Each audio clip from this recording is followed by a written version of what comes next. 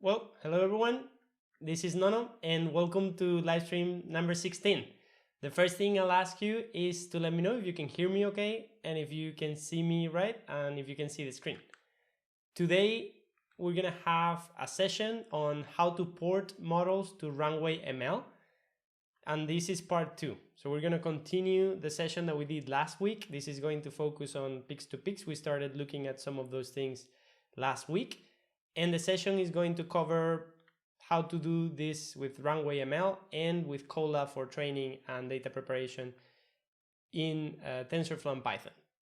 So yeah, again, thanks for watching and for being there, and let me know in the chat if you can see me right and if you can hear me right. Okay, I see that Seje is confirming. All right, I will wait for a second, and if there are no technical issues, we can actually get started. Let's go. Welcome to the nono.math live stream. So this is a place where every week for 1, 2, or 3 hours, I reserve time for myself to play with machine learning, creative coding, workflow optimization, and other things that have to do with design and technology. This video is part of the machine learning series.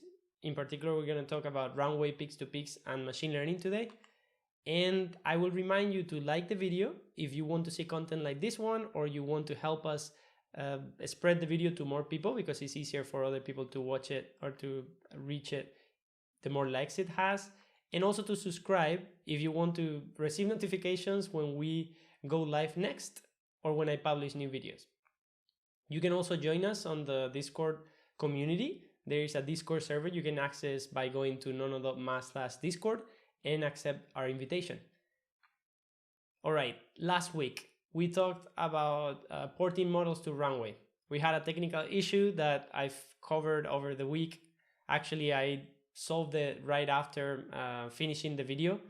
It was a really silly thing, but we're gonna see today why that happened and how we can use our models inside of Runway. All right, today I have a few slides, so we're gonna see some content. I think this will make it a bit more fluid and conceptually a bit more clear. And as we've already commented, hi, it's Nono, and this is an overview of using Pix2Pix inside of Runway ML. Let's get started. This is a data set, a sample data set of edge images to sunflowers, pictures of sunflowers. Those images on the left of each of these images are edge detection, is a result of performing edge detection on the image on the right. We could have done this training set by hand by just outlining those, but we can automate this with Mathematica, OpenCV, and MATLAB, other algorithms, even with Photoshop. Each of these images that are part of the data set that we're going to use today are 256 by 256 pixels, and they're combined. So combined, the input and the output are 512 pixels wide. What you can see on the left is what we'll call image A. What you can see on the right is image B. Sometimes you train Pix2Pix, and we're going to see a bit more about what Pix2Pix is if you don't know what it is that you can train a model, a machine learning model, a generative adversarial network, to convert images or generate images like the ones on the right from the images on the left, or from the image on the right, generate images like the one on the left. This is commonly known as training from A to B or from B to A, right? Because we have the same information in this input image. All right, here's a video. All of these images will be fed on the different steps or epochs of the training process, and the network hopefully can learn over maybe 150 or 200 epochs, can learn how to map an input to an output. All right, this is a test that I've done to verify that everything's working. The problem that we had last week is that I was trying to run the model with TensorFlow 2.3.1, but the model had been trained with 2.2.0. So by retraining the model with 2.4 and using that version, or by using 2.2 with the old model, I could use it in Runway. So that was everything that was happening last week. We didn't have a networking problem. My ports were not closed, and this is why the model wasn't either working locally on my machine, inside of Docker, or remotely on a DigitalOcean droplet. All right, the model trains, and I don't know, it takes from 1 to 2 hours to train. I haven't really measured it, but I've been training a couple models for the past day with the sunflowers and the daisies model, right? As you can see, this is a sped up, but each epoch might take, I don't know, maybe a 1 minute or 2. All right, so giving credit to Filipe Sola, so the creators of Pix2Pix, I have previous presentations and talk about this, and also Christopher Hess that did the first port of Pix2Pix to TensorFlow. What Pix2Pix has, and as you can see in here, is a part of the network of a neural network that is a generator, and another part that is a discriminator. When we feed images through the generator, it's going to try to generate new synthetic images, right? So from an input, that would be the image here on the left, the image with the edges, black and white, that would be an input. So we will feed that through the network, and then it will try to generate an image like the one on the right in the output. These images at the beginning, when the model is not trained, would be really bad. The generator doesn't really know how to generate those images yet.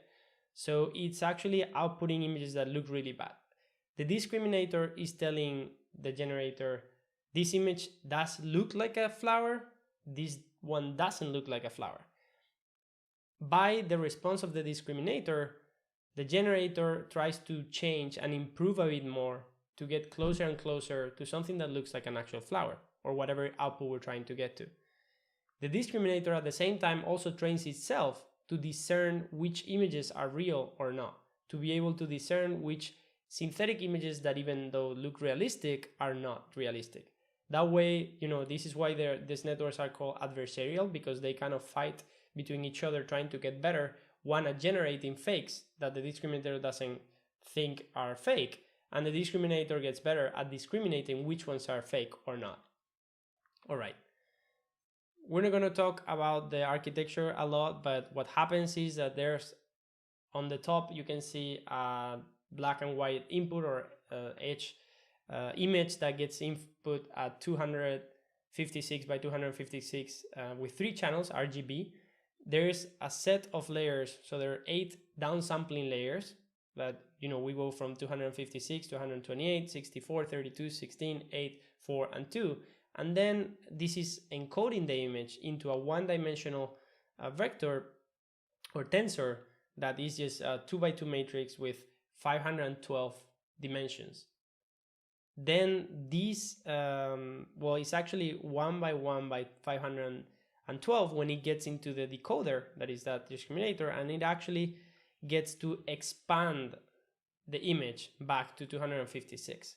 Of course, there will be noise that's going to get generated in the process, because we're actually getting the image into a really small dimension. And, I did a project 3.5 years ago, suggestive drawing, that built upon this work. And, I'm just going to comment, you can read about it on nono.ma/AI or suggestivedrawing.com. And this was, this is one of the models that we have retrained now, the sunflowers and the daisy. In this application, the only quirk I put is that I also clipped the image or applied an alpha mask with the path that you were sketching. That's why the textures look a lot more embedded in my drawings. And, this was a way where we had bots or like intelligent agents that will get your input drawings and then will return a prediction.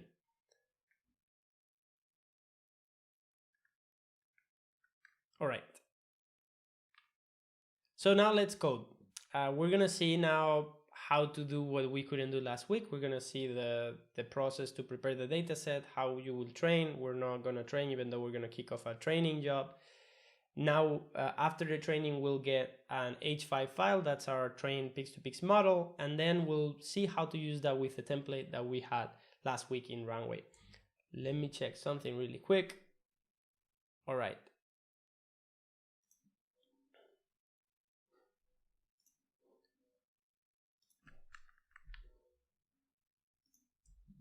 Cool. Okay, so let me go over and take a look at my notes so we can write down what we're going to be doing today.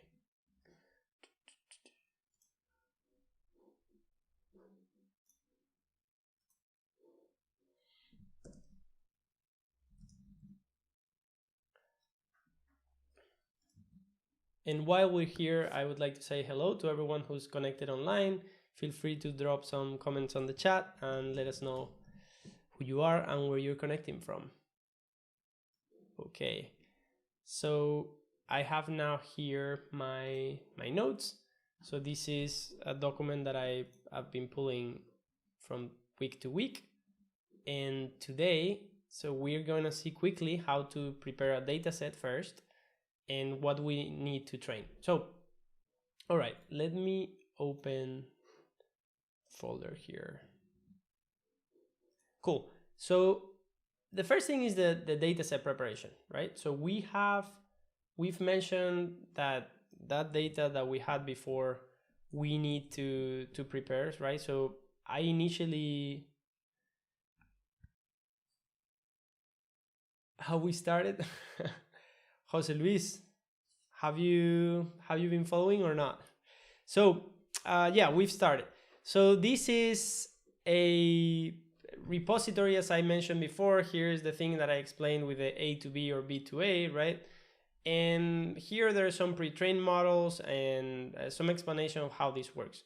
So Felipe Isola built an online tool that you could use online to test models with what was back then Deep Learn JS that then turned into TensorFlow JS.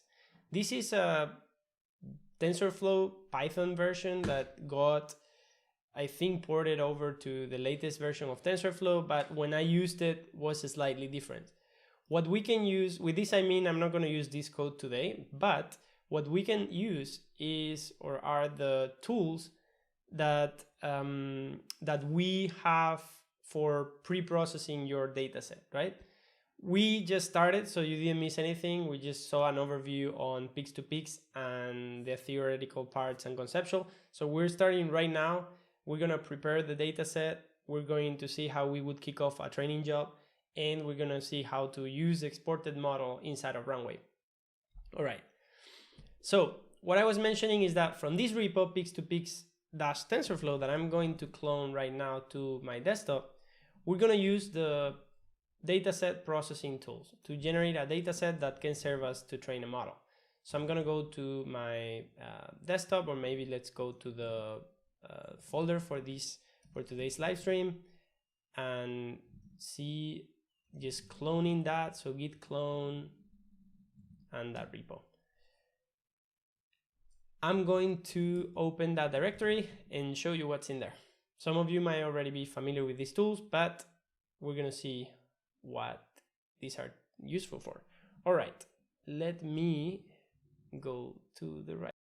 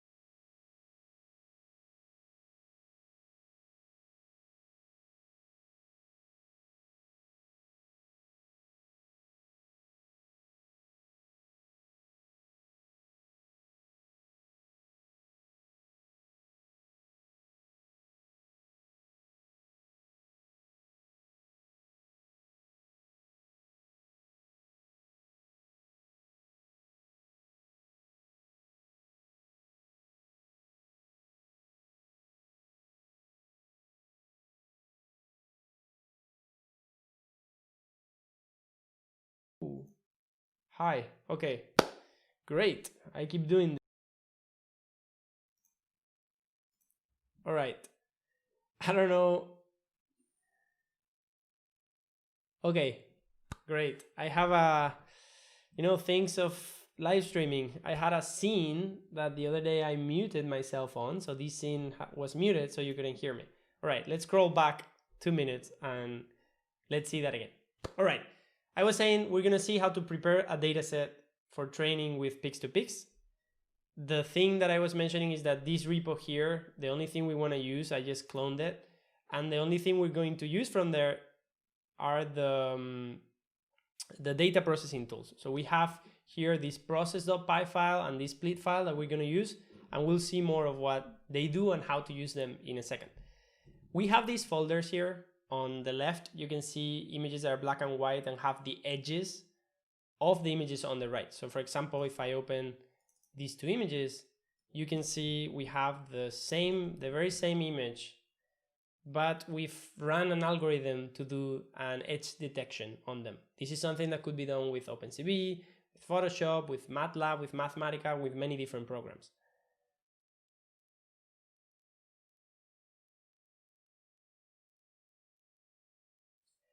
And yeah, so Rob, nice to see you around, that you're online.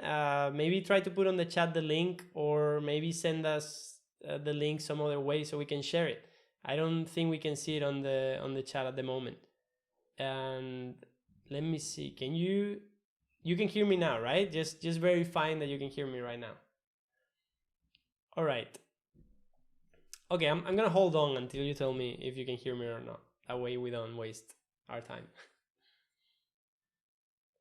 And while I wait for your okay, I'm gonna try to prepare other things.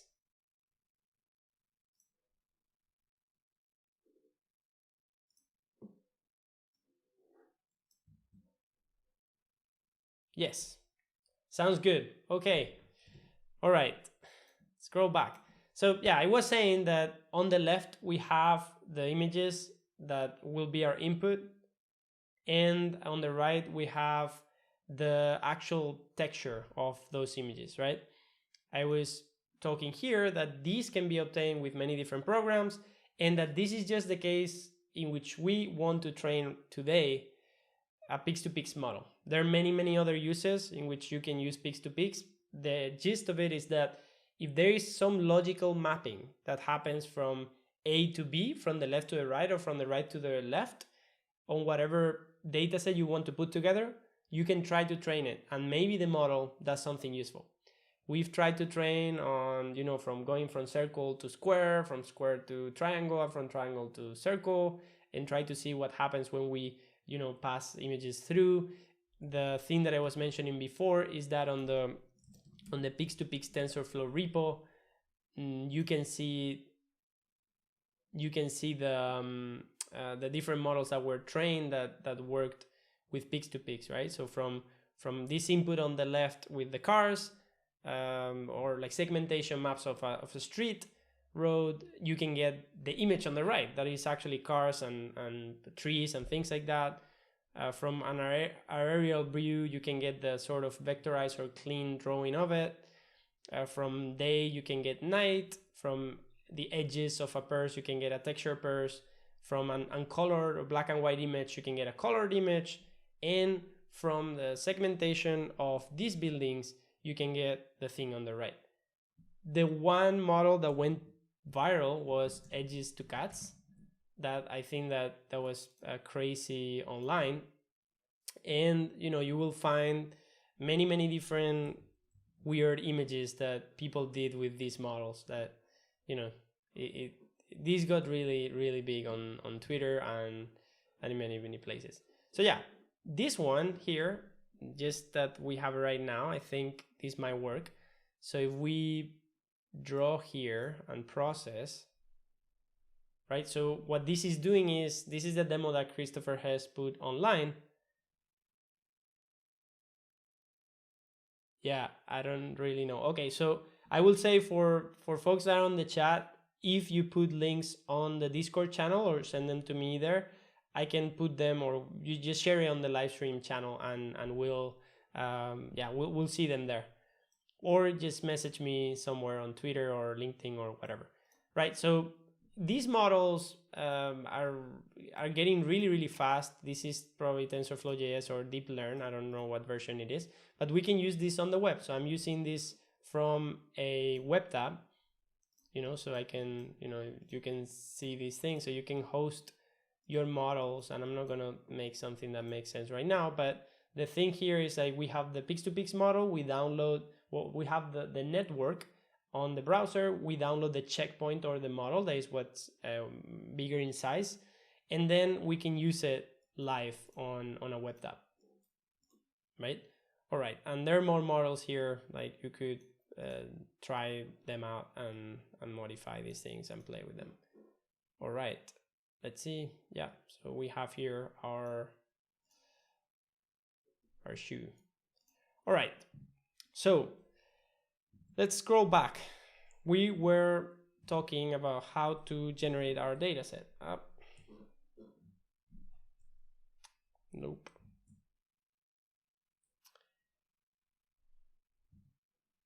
Okay, so how do we create a data set, and how does a final data set look like, right? So we have here finished data sets, so data sets that I've used for training. So for example, the sunflowers one, it looks like this. You have a train folder and a validation folder, and each of them will see now how to split them. But the gist of this is you get first all of the images in a way that like this. So you get the images side by side, so you can, when just passing through them, you get two different images into one. And then later, when you have all the images that way, you just split them by percentages. So you do a training set that it's maybe commonly you can do 80% and then 20% for the validation test. Usually the convention is you have a data set, and then you create your training set, your validation set, and then you hide away your test set. Your training set and your validation set are the ones that are going to help you out develop your model and make it perform. You're going to train with the training set and then validate either on each epoch or at the end when your model is ready. You're going to validate how well it performs. If you're writing a paper, you're doing research, you have to optimize and tune your model to perform really well on the validation set. And once that's done, you are able to train, also to test it on the test set. And then that is how good it performs. Why am I explaining this? Because in machine learning, if you use your test set during the process of training and validating, it actually becomes a validation set.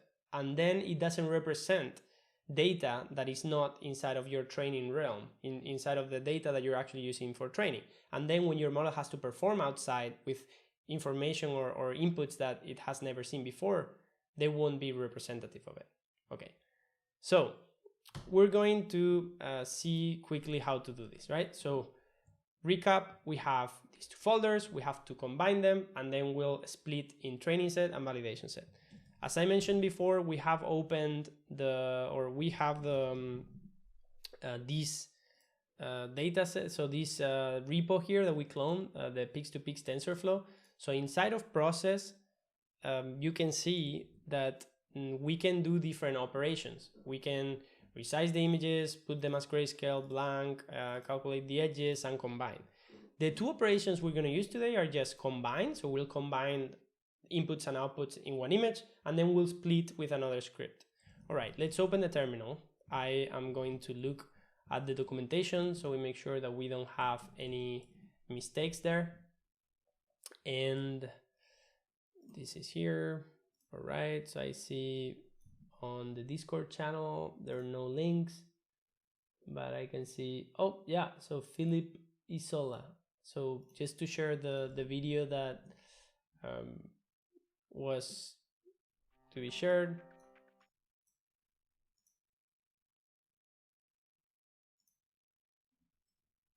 Shows up as this kind of so this is a video that I'll probably watch later. So probably this is around the release date of Pix2Pix, so this probably talks a lot about Pix2Pix. And yeah, this is Philip Isola, so one of the researchers or the lead researcher, I don't really know, that created the network. All right, let's go back. So here on the documentation, we can see, let me see if I can find the combine. This is how you combine an image. So you use the tools process by script. You say what your input directory is, what the B directory is, and that we want to do the combine operation and where we want to save those images to. All right, so let's do that. Now we can do Python, and I don't really know if we have any dependencies that we need to have, but let's just try without any environment. So process, our input dir is gonna be, so where are we? So we want to do training sets,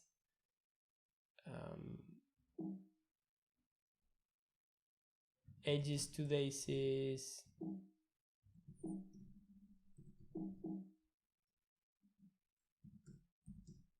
A to B. All right, and then A. So let me just check this exists. Right, I'm gonna do it how I usually do it. So we have these two folders here, so it's gonna be easier if we just drag and drop. So we have here our, I just saw that we need TensorFlow, so I'm gonna check for what version of TensorFlow we need before we go on.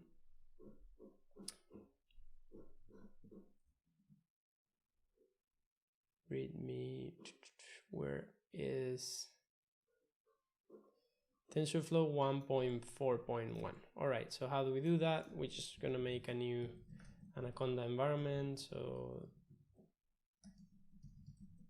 I don't really know what Python version, but let's try with 3.6. And that's it. While this gets done, let's build our command. So we'll do Python tools process, and what I was mentioning before, we can do input dir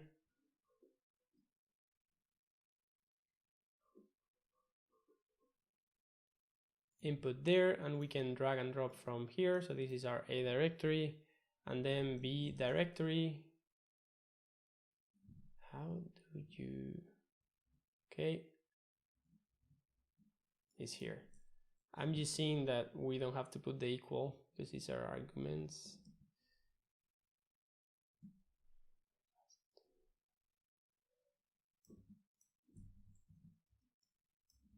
Right, and the operation is going to be combined, and the output there, which argument, this is really old for me, so we'll do, let's just go to the desktop and then say combined or something like that. All right, so we're not going to run that yet.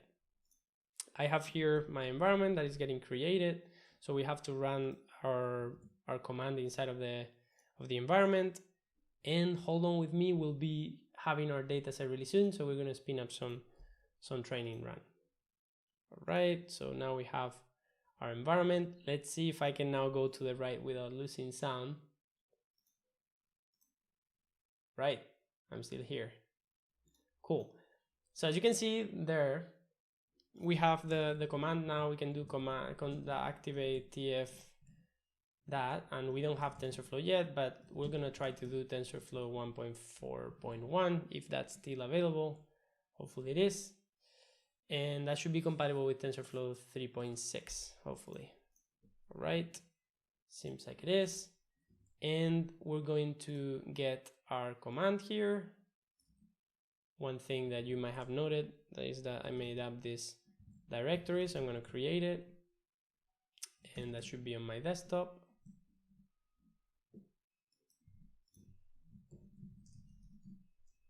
All right, so we have the empty directory here,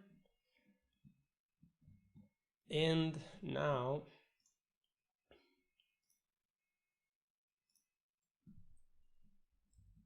we're going to run the command. So note that we are inside of the Conda environment. We have TensorFlow 1.4.1, and we might get some warnings if we're missing if we're missing other information, but let's see.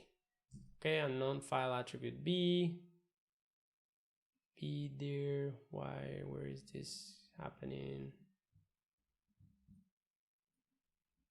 This is a really weird way of running a command. Let me just do it the right way. Input there,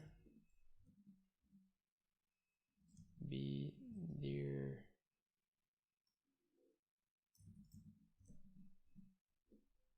operation, and output there.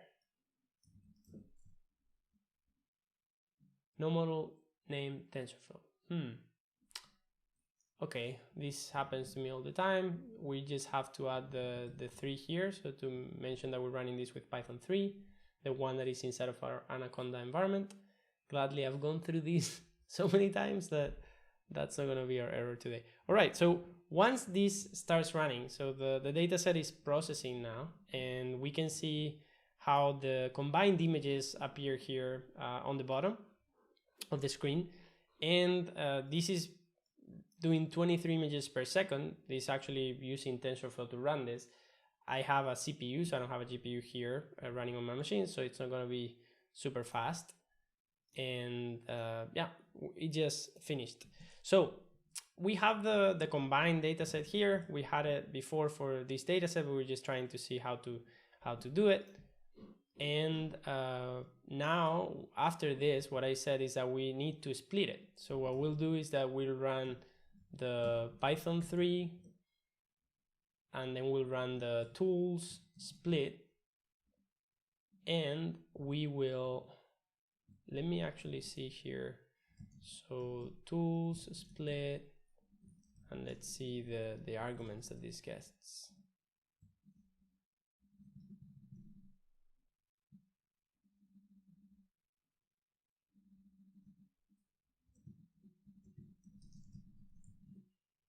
So this gets a directory, and then it has a default training fraction and testing fraction and sort. Sort the images instead of shuffling them.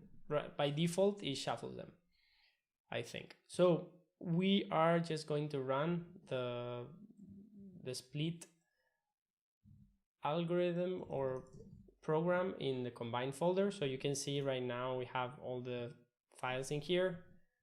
As I run this command, the only thing is going to happen, they're just going to go with the dir, they're just going to go into 2 different folders, right? So now they're here in train. I'm going to capitalize because that's how this works inside of the colab notebook that I built.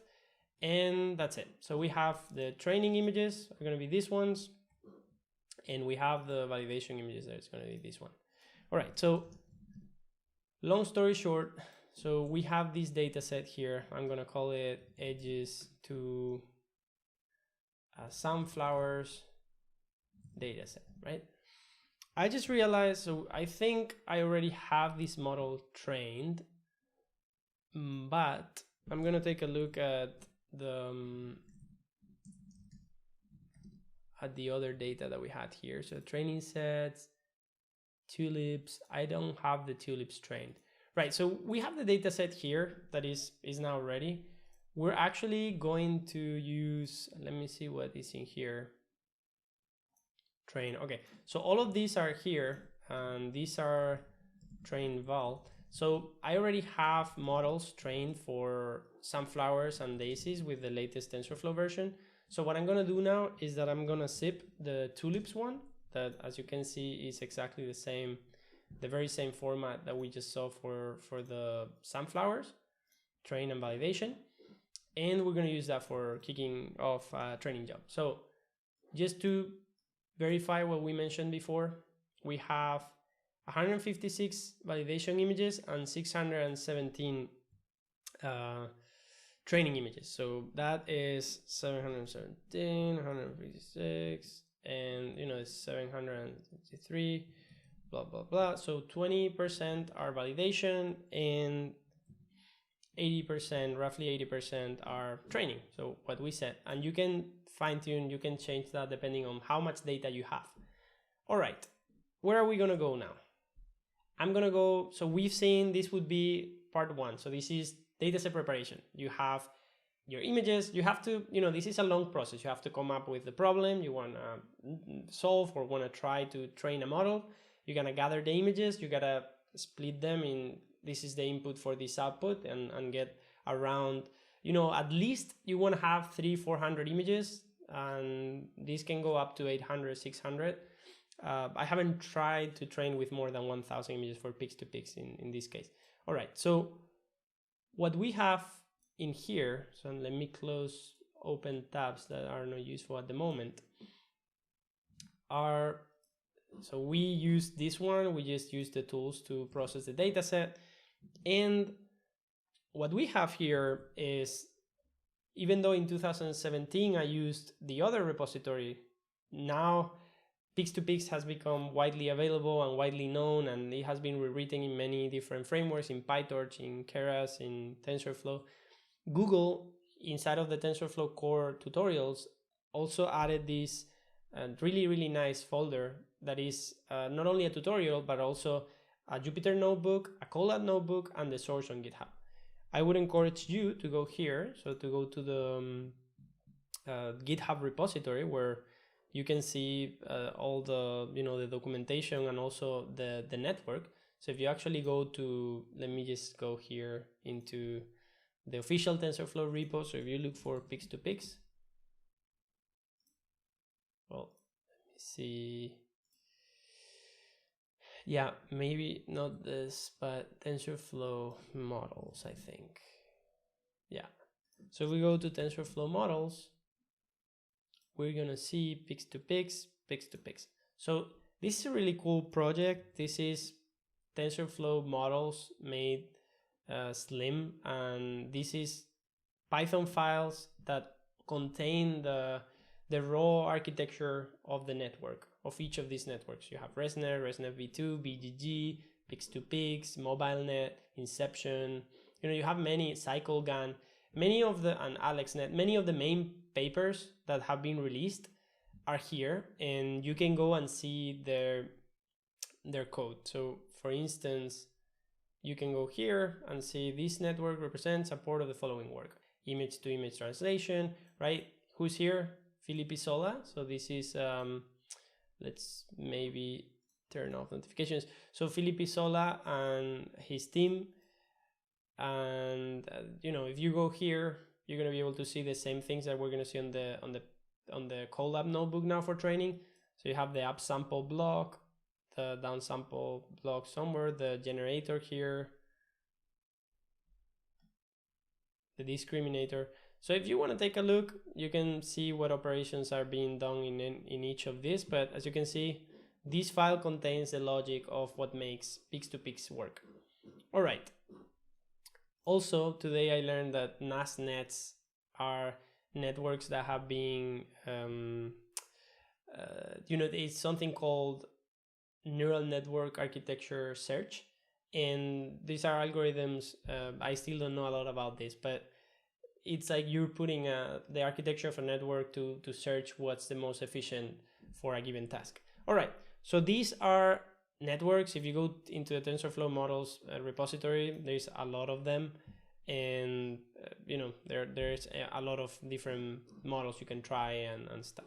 All right, where were we? So we were here. This is the tutorial of the code that we're gonna follow. There's a lot of stuff here that I'm gonna kind of pass through fairly quickly. You can go there. It's, if you just look for TensorFlow Pix2Pix tutorial or go to this URL, you can get to this code. All right. So normally, what thing you would do is you just open this URL, have the Colab notebook. You can train just by cloning or like saving a copy. It's like here, saving a copy in Drive or like saving it to your GitHub. So you save a copy in Drive, and then you can start editing the notebook, and you can start training here. For me, I already have my own copy, and I've edited it with Nate Peters, and for the workshop that we organized with Jose Luis, who is watching here today. And I am going to open that one. So yesterday was, so this one, I updated yesterday to make this live stream a bit more fluid, because last week we had a clock there and we couldn't continue. So Summary of the notebook. We're going to see an overview of what this would be, and we're going to train a few epochs, and we're going to save the model. If the computer doesn't take a lot of energy to do this process, we'll leave this aside, and we'll see the trained model as it gets done. So, first part of the notebook. We are mounting our Google Drive to be able to load files from there and to save files from there, in there. When you do this, you'll get an authentication code with Google, your Gmail account, and you just copy the token there, and then it gives the notebook access to your files in Google Drive. This is important. So on the runtime, you want to set the runtime to be GPU, and you'll get this runtime shape option to high RAM if you have the Google Colab Pro, which is like $10 a month. You can also use GPU and TPU, but for this, we're just going to use GPU. TPU cannot be used with this notebook because it's not set up for it. All right, so we will mount the drive. I'm not going to execute this yet. You can see, so we're using TensorFlow 2.4. We are loading the dataset from a directory, so we have to upload our dataset. We're going to put our one in here, edges to tulips. And you'll set up some hyperparameters here, like the buffer size, batch size, and image width and height. This is something we're not going to look at right now. And then there's functions to load an image. This load image function, all it does is it gets an input and the output. So this is input and result. You load a PNG, and what it does, it just gets the information from the left and from the right into separate images. We saved the combined first, but now this is taking it apart, which is easier for having the data set that way. And in this model here, the operation that's happening here is this is telling get everything on the height of the image and everything on the channels. So this would be like the height, the width, and the RGB colors of the image. This is telling get everything from the width to the left. So everything that is on the matrix, so or on this tensor, from the pixel 256 to the left, and in the output, everything that is from 256 to the right, right? This is what this array accessing indices mean on Python. This means everything, and we could even try it now. All right, so after that, we visualize the data set. We have some other operations to load the data set and to preview it, and then we start building the network. This is what we saw before in the tutorial. This is the code from there. So we create the generator. There is like the downsample and upsample blocks, and build the discriminator.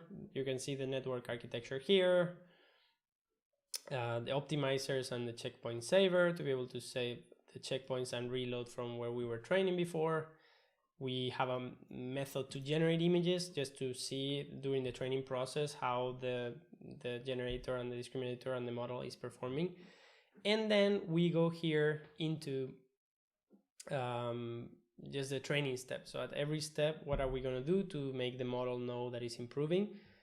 And later here we have the fit. So this is the actual training loop. We'll pass it training dataset and a test dataset. This is actually the validation dataset, and then a set of epochs, and we'll just have a set of loops that are here for every epoch in epochs. We'll just be training and feeding.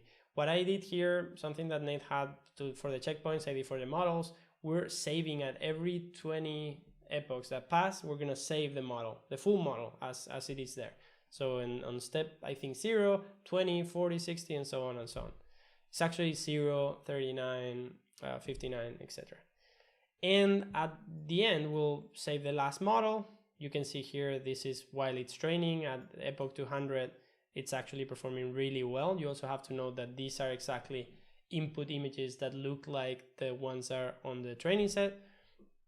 And later they just go to visualize more outputs and visualize the network architecture by loading it later. All right, so we're gonna run this, and it's gonna be, I don't expect you to understand everything. I also don't understand every single thing that is on this notebook, but we're gonna see the steps that I'm doing here to train with a different data set. So I go into, so I'm going to open here in another tab, I'm going to open my Google Drive and open the folder that we need to use, and also execute the, so first we connect to a runtime, right? So this allocates a runtime for us and connects to a notebook backend that has GPU, TensorFlow 2.4.0, and other things that we need to run this. So I'm going to go ahead and run, click in play here, run the first cell. So when I run, it's going to tell me, okay, you have to go to this URL and authenticate. So now I'm going to go here, I'm going to get my token on my other screen and put it here. So right now I'm just copying the token and pasting it here so it authorizes my, all right. Great. So after you do that, you get this mounted at content drive. This means that if we go here to the symbol, the folder, we have our drive, and we can see, you can see your drive and you can see your contents. So if you go to Digital Futures Workshop, you can see that we have here access now to other models, to other data sets and things. So here you can see some of Nate's data sets and my data sets here. All right, so we're gonna leave that there. And as I have it here, so let me look for the folder.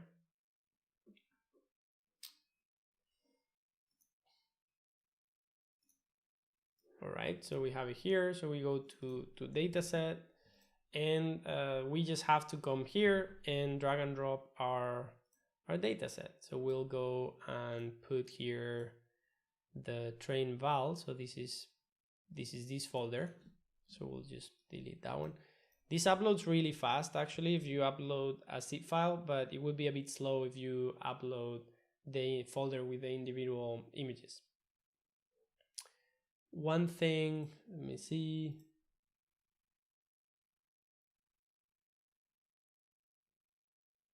All right. And yeah, and we have it there. And now what I do is I go into my notebook, and with a simple bash line, I unzip that edges to tulips dataset.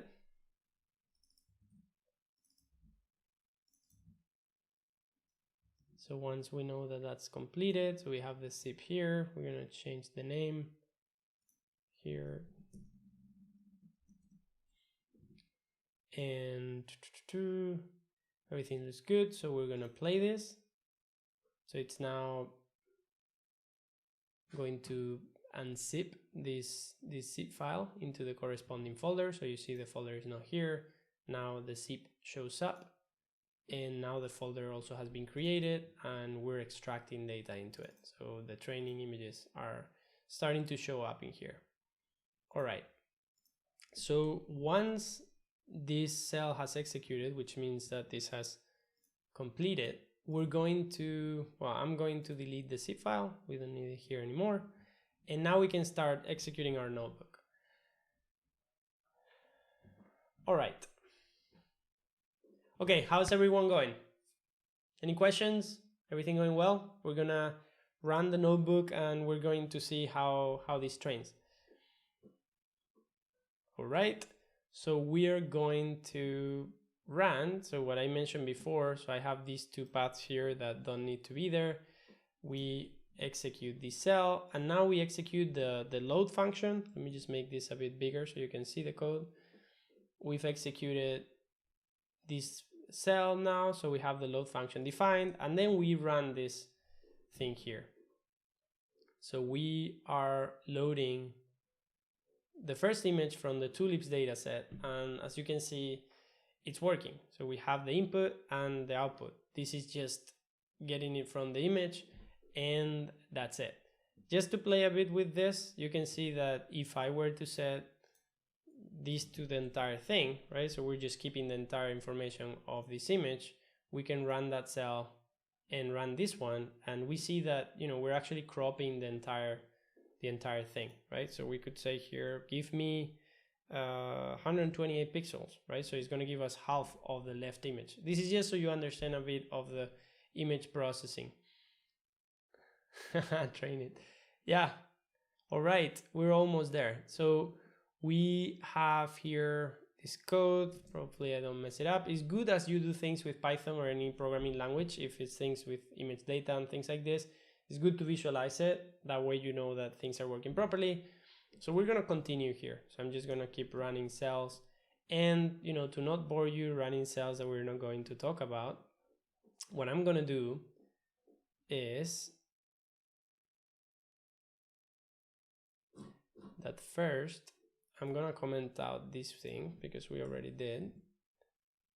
And one thing you can do on notebooks, if you know that you just want to execute all this thing, we're going to set this to 1 epoch. Let's just do 1 epoch so it does really fast and we can continue with the flow that we're having.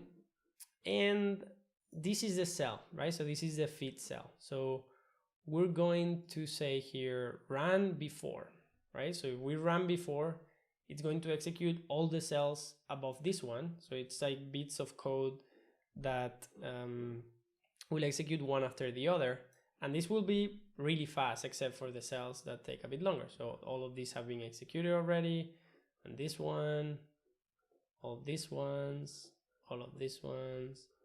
And now we'll see a few tests. You see, this is the model trying to make an inference or make a prediction from this image into this one, but it's actually from this image here on the left is generating this noise on the right. That means, you know, the model just got initialized, it doesn't know how to do anything, and it cannot generate anything, right?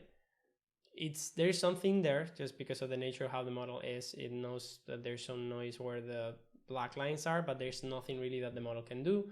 We've said that we will train with 1 epoch and everything has run up to here. So now here we're going to click on fit, which is actually training the model, and we'll click on fit there. So this is actually running the first training loop.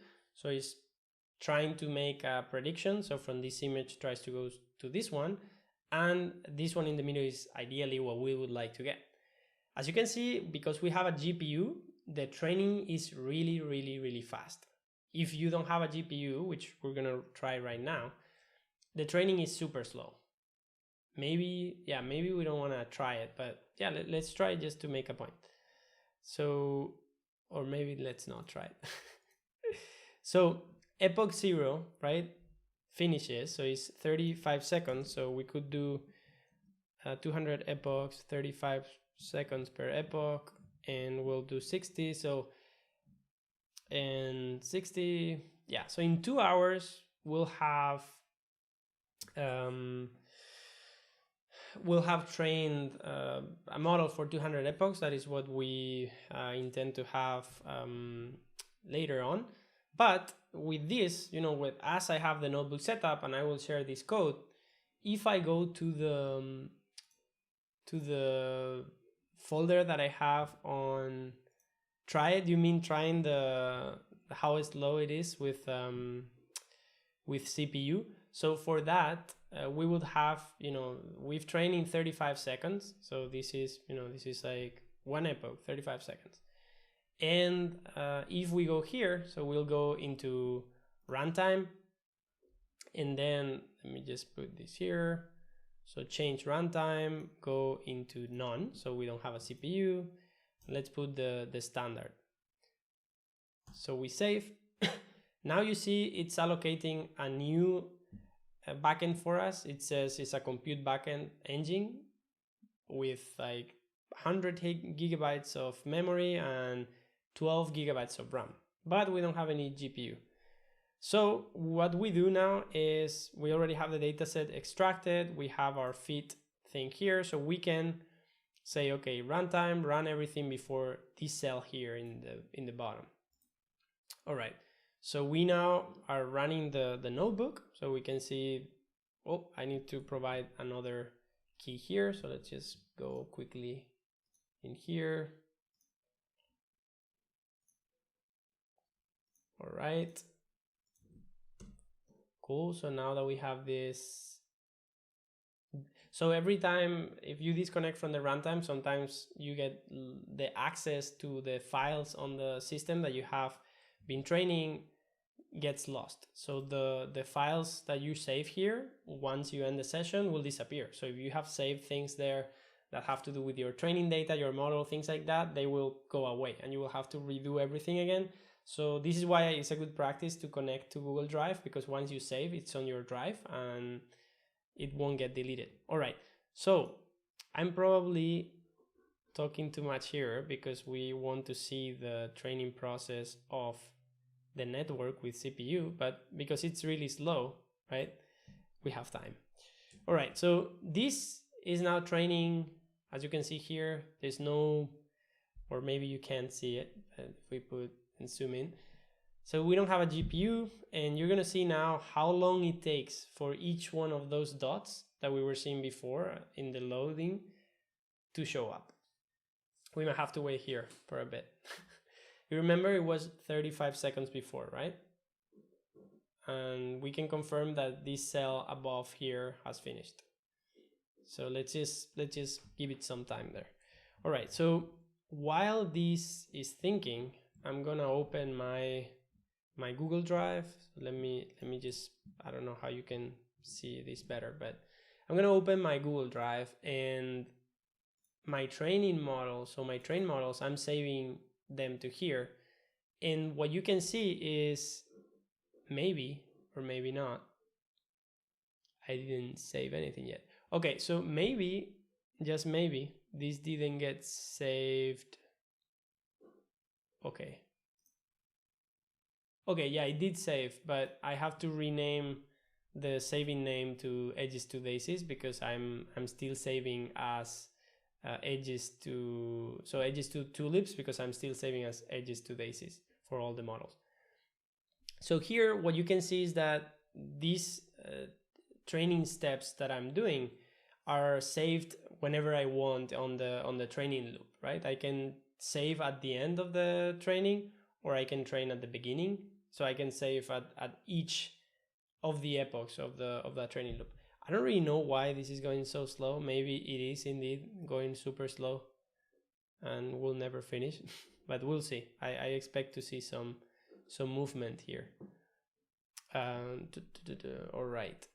So what I was trying to take a look at. So I trained, I think, even though this one says that is the daisies model, this morning I trained the sunflowers model. So we're gonna download that one because we're gonna try it on Runway. So we're gonna prepare to zip. And this one I trained and I have already saved. So I'm gonna remove it. And then this one here, we don't really care about because it's the one with just one epoch of the tulips. And you can see, well, you see here, this is actually working now. This is because we have a CPU, so this is super slow. And that's a good point, that if you have a GPU, you will save a lot of time.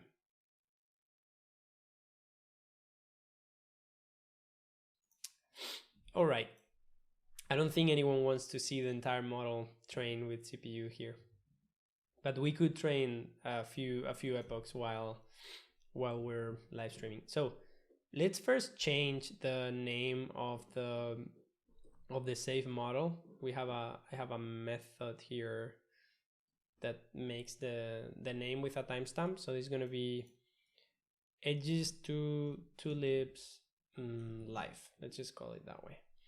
And how big are those H5 files? So each of those H5 file is 208 megabytes or something like that. You can see here. It's a fairly big size for this, and there are ways to make them smaller. One of the techniques that it's called quantization reduces a bit the accuracy but increases performance. And that's a common technique if you want to deploy these models in an application like in TensorFlow.js, or if you just want to have it running inside of Runway but a bit faster. All right, so of course this will never end. We're just training one epoch with CPU and nobody wants to wait for that. So I'm gonna stop the runtime. I'm going to restart it. Well, not restart it. I'm going to change it to GPU again and high RAM, and I'm gonna save it.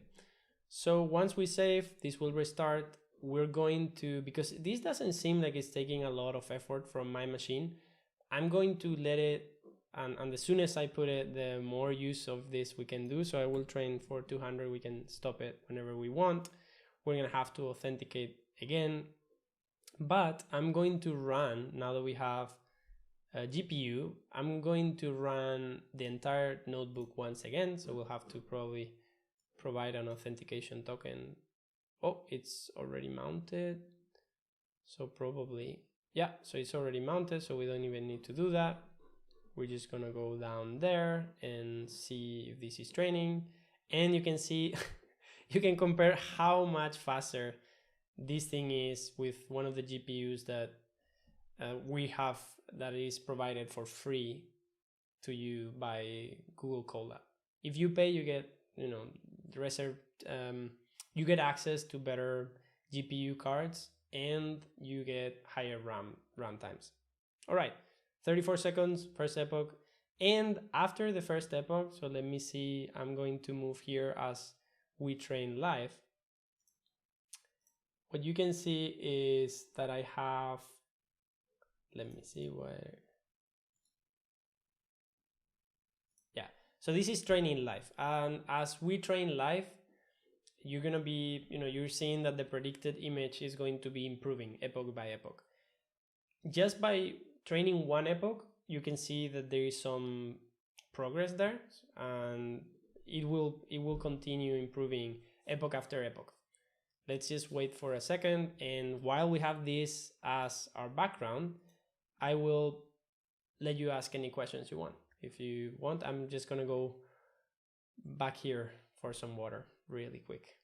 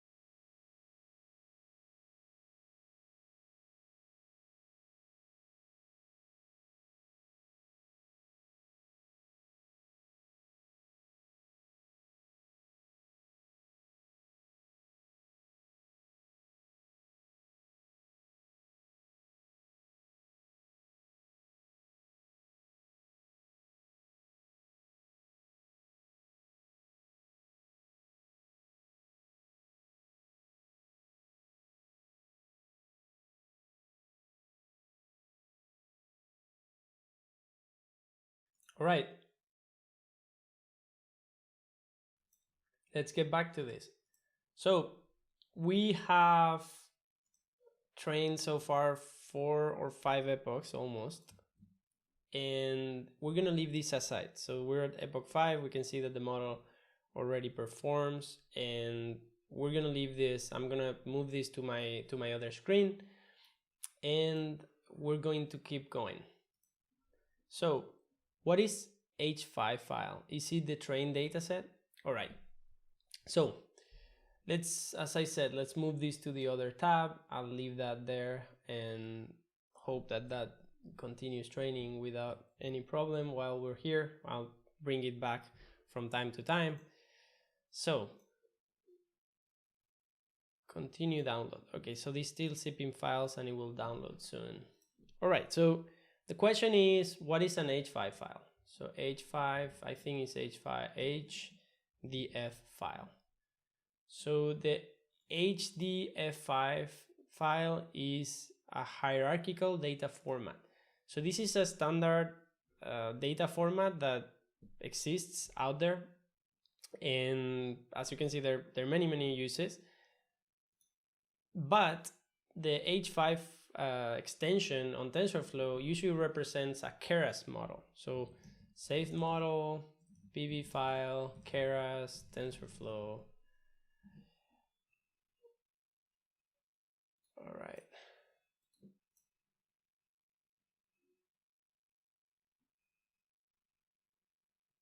Yeah, so as Jose Luis is saying, so there, exactly. So how can I say? So usually, and this is really clear when you look at the TensorFlow JS exported models.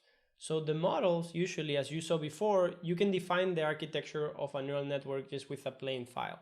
This is like really small. It's like math, it's complex math, a lot of it, but you just define the architecture of how the model works in a simple file.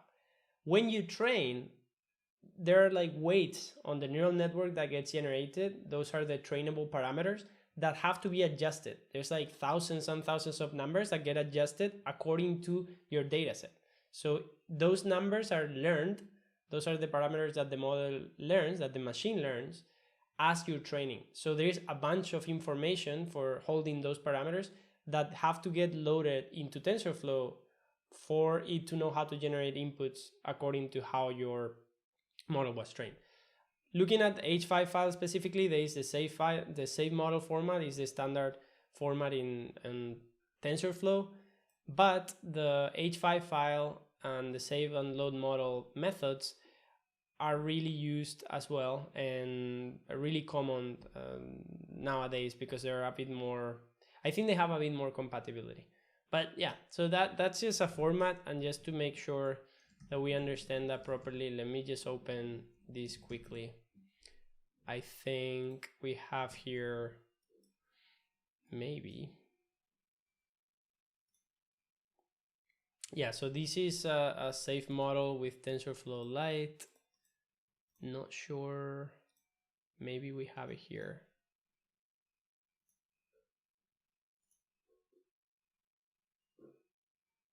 Not sure when we saw the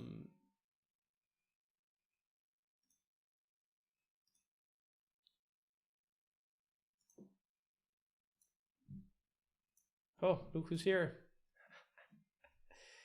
All right, I don't remember where it is, but the TensorFlow, so the TypeScript format, so the JavaScript, the TensorFlow JS format has a JSON file that describes the model architecture, and then another one that holds the weights. All right, so we've downloaded many of those so-called H5 files here, and as you can see, what I'm doing, this is my own strategy, or like what Nate built here as well. For each epoch, we're not saving the model. So in each epoch, you can be saving something that's called the checkpoint. That's those weights that the model is generating as you train. But what we're saving here is the actual final model. So these are models that are usable. We can use them in Runway. We can use them just with code. We can use them in many different ways. What we want to do today is to get this H5 file loaded into Runway.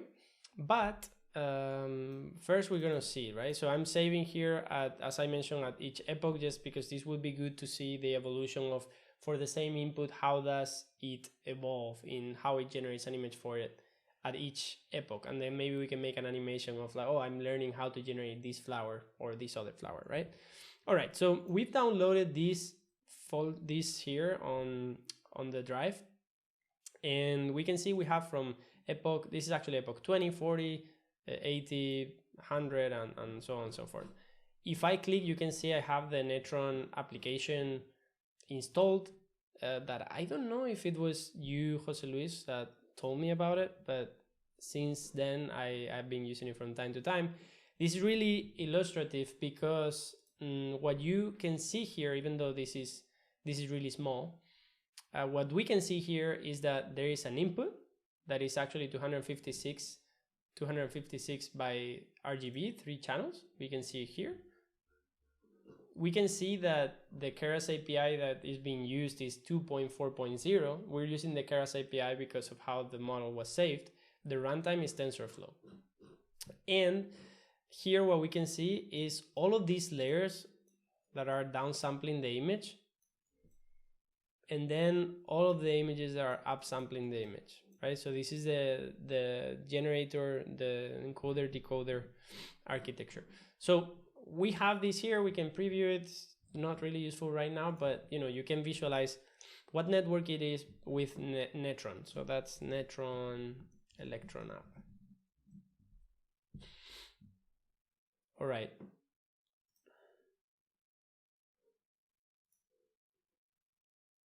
And it supports many different formats. You see here the .h file, .keras format, tflite, and etc, etc.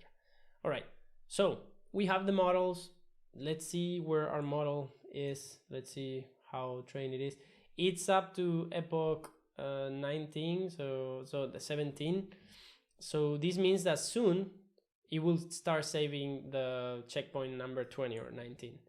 All right, let's continue. So we have now the H5 file. So in summary, we've seen we prepare a dataset, we upload it to Drive, we use that dataset from the Colab notebook, and we train. And as we train, so when the models train, or even before training, we can save the model. We save the model, and we can see where we do that. So we can see here in this method here, generator.save. As soon as you define the model and initialize it and do everything that needs to be done before training, you could save the model. It would be a model with a lot of empty parameters, like initializing numbers that probably are random or have some way of initializing themselves, but you can save them. Once we start training, as we mentioned before, the weights on that file are adjusted to the data or the parameters that the model has learned. So if we go here now, after this epoch, I believe, we're going to save a checkpoint, and that checkpoint will get saved to my Google Drive. So let's see if this gets updated. We can actually delete all of the things that we have downloaded. So I have all of this, right? So 19 to 2, and this is the one that we trained before. So we're going to remove everything. All right, and now, ta-da! So we have the first model that we've trained today. So this is edges to tulips live, TensorFlow 2.4.0 at epoch 20, even though it says 19. I probably should change that. All right, so we can now download this model that we're going to use because we want to use something that we've trained today and not that I had trained from before. And this 280, so 208 in here is actually 217 megabytes. And you see that, you know, we acquire many different files quickly. So this is like 2 gigs of models that I've been saving to my computer. And I also have other models that I had trained before. So I had the models here, the edges to daisies. So we're going to save this one as edges to sunflowers, and we'll create as well the edges to tulips folder that we're training right now. Right, so we have these 3, we have many of the other, and that's it. All right, let's go to the fun part. I'm gonna tell you I'm gonna tell you something that's happened today. Give me just another second here. Where am I?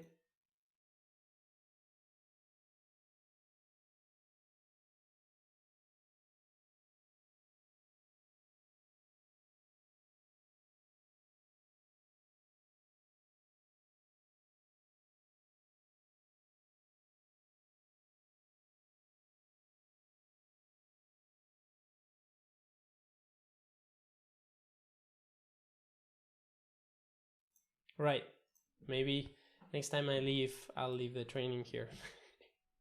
Okay, so where were we? So this is up to 23 epochs. I'm gonna leave that aside again. And give me a thumbs up if you're excited. We're going to use the model that we just trained. I want to see some thumbs up on the chat. And then we'll continue. All right, so we're gonna leave this with our training tab. And we're gonna make a new window here. Well, not really. Close things, close things. All right, we have the data set here. I'm going to also store it with the files from today. Let's just make a training sets, data set.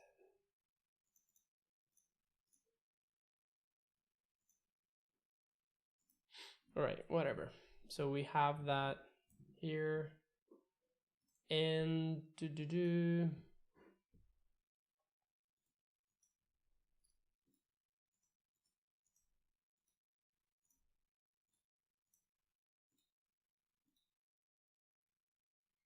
okay. Okay, boom. All right. Cool. So there is one part of the video that, again, we're not going to be able to see today, and I will tell you why. So I'm going to open Runway, and you know, as many of you've seen Runway in previous videos, you've seen it before, maybe you've used it, maybe you've developed with it. Today I had a funny thing that I'm glad that it happened how it happened, because I had version 0.17.1, and there is like a weird quirk that happened today when I tried to prepare for this live stream, right? There's a button on the interface that, at least for me, I don't know if for everyone, disappeared. So I reported, I think there's a new build being built at the moment. But even though I have here some models, so I have here my development server that, as you can see, I did some tests already on. This development server, if you update to the latest version, you won't be able to get. So if you are at 0.17.3, and maybe I'm wrong, but that's what's happening to me, right? There is this button there that should tell you, and we're gonna look it up on Google because I can't. Let me just see. There are no new updates here, right? No new updates. Yeah, so Runway, learn, adding models.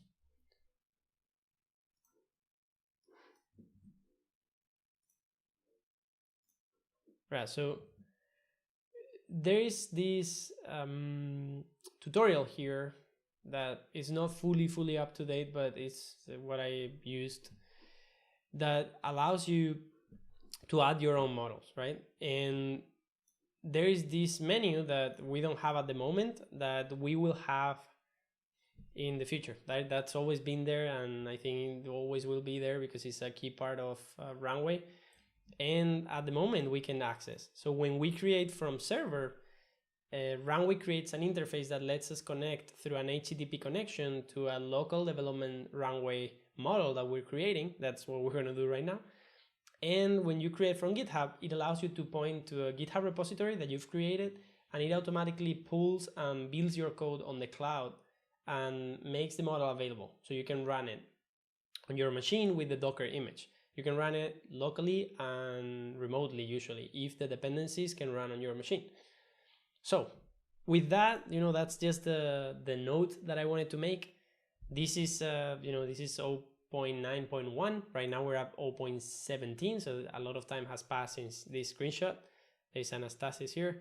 And, you know, we don't have the opportunity to click here. So I think if I had deleted, and I almost tried, if I had deleted the, if I clicked on here on delete, and I won't click right now, this development server would go away. So the thing with that is that you can, as I mentioned, I can go to my model workspace and my development server, and I have this button here to connect. So I click connect, and right now it's going to tell us, oh, failed to retrieve model information from the server. Make sure that a Runway model is running at that address. It's not, because I haven't started it. So let's do a quick setup. Maybe I can even do it from the start for those of you who don't have anything on your machine. Maybe you can do it later. Maybe you can follow now. I have already a, what do I have? So if I do here conda env list, I list my Anaconda environment. I already have one setup for Runway, but I want to make it from scratch so you know what I had to do to get this going. So the first thing we're going to do is conda create new environment. We're going to call it Runway live. And we're gonna put ipykernel to get our own version of Python, and we're gonna get Python 3.6 I think worked here. Let me quickly verify what we have so we make the same. Well, 3.7. So let's make it with 3.7 so we know that this is gonna work. So I create my Anaconda environment, right? This is right now not gonna have anything on it. It's just going to tell me if I want to install these dependencies. I have a video for this if you wanna get more familiar with Anaconda environments and how to build your own Python environments for, for developing with different versions of different software, or simply to not mess up with your local environment. You can see now here we can run conda activate runway live. So if we do that, conda activate, if I do here Python 3 version, I have 3.8, but when I do conda activate runway live, I do Python version and I have 3.7.9. That's what we installed in our new environment. If I do Python 3 and do things like import runway, it doesn't exist, import TensorFlow, doesn't exist, we haven't really installed any dependencies. So what we are going to do now is open the model template that I have created for runway. This is something I worked on again with Nate. And it's at github.com/nonoesp/pix2pix-runway. Here, you're gonna find the template that the Runway guys created for wrapping your models with a bit of a customization. So if you look at the commits, we just have the, some of the code here, and basically just adds the code of the Pix2Pix model and a few other things.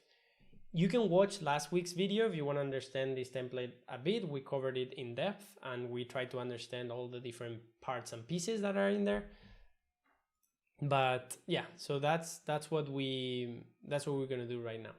The only thing I'm gonna do at the moment is this text here. We're gonna change it for one of the models that we just downloaded, that we trained with the edges to tulips, and we're just gonna try it. So we're gonna cross our fingers and hope that that works, because last week didn't really work. And these dependencies here, which I've adapted, right now we have TensorFlow 2.4.0, we're going to run a command to install them right now. So I'm gonna go into the folder where I have this project. So I'm gonna go to live, this is actually from last week. We're gonna go to Pix2Pix runway, and we're gonna see that we're on the right directory, and we're gonna see that our requirements are right. So cat requirements, we have runway Python, Pillow, TensorFlow, OpenCV. Just to verify again, Python 3, import TensorFlow, doesn't exist. If we now go and do, I always like to do this, you might have seen me doing this. So if we do things like which Python 3, we verify that it's our Anaconda Python, and if we do which pip3, we verify that we're using, to install and to run Python, we're using the runtime that is inside of our newly created environment. So I run here, let's make this really big. So I run pip3 install r, and now my requirements file. I click on enter, and now this is going to resolve all the dependencies that this needs to install, because we've told it, oh, to run the runway model, I need all of these dependencies. Okay, it's asking me for internet permission. This is a good practice to have something like Lulu, so your algorithms don't get open access to the internet whenever they want. I don't know if there's something, well, there's probably something similar on Windows. And now this is installing. So we have here some packages are resolving their own dependencies and getting installed inside of this environment that, as I mentioned, we already had, but we did all the steps that you will need to replicate this on your machine. While this is getting resolved, let me go to that repo. So let me actually make this a bit smaller and maybe open a separate task. And I remember that last time we had to build a wheel that maybe doesn't need to get built today. Hopefully not, because it made my computer warm up. It warmed up my computer a lot. All right, so really quickly, so we have some models here that are laying around. We have some files that we've edited, and maybe this debug file is useful if we want to try something out. We've changed this Docker file slightly. I don't think this was the problem. And Python 3.7.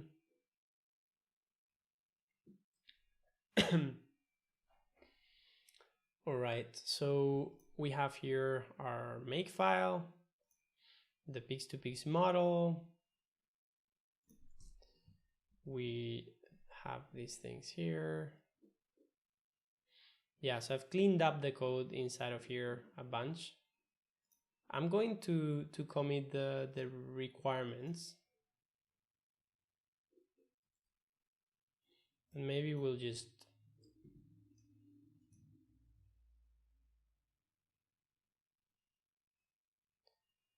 all right, so we're going to commit this change. I'm just gonna update so you guys can get the latest code from GitHub. Right, let's take this out. So runway model goes in.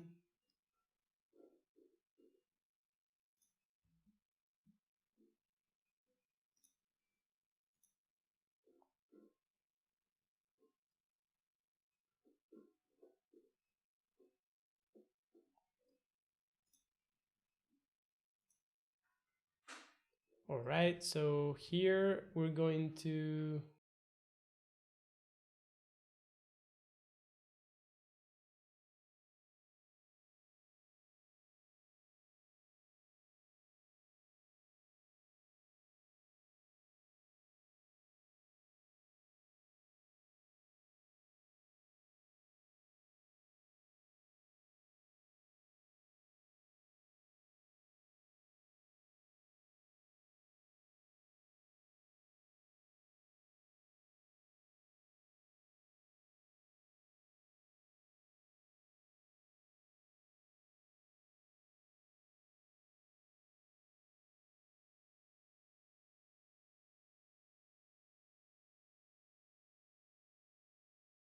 all right, so we have that done now.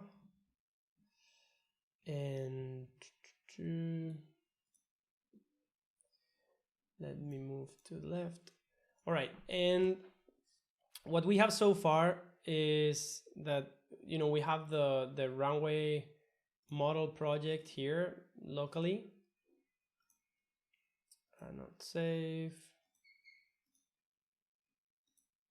Let me see. And as I mentioned before, so what we need right now is to get one of those checkpoints on the folder of this project. So we have all checkpoints here, but we need, I mean, we're going to use one of the new ones. So let's go once again to our checkpoints. So we have our models, and we'll use one of the sunflowers on the last step. So we're going to use this one. So I'm just copy pasting this one's name. We're going to put it on the Pix2Pix model file. We'll put it here. And now we can run this. So there's a few things that I've done to save the input that we're passing through and the output to a folder. So this would be, let me see,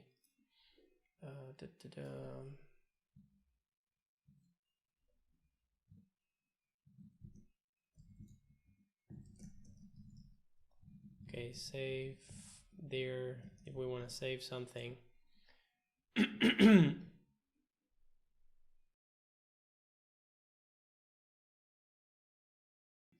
So if we want to save something, we can maybe put this here. Right, so that, and here, and we'll do something like this. if save they're not none.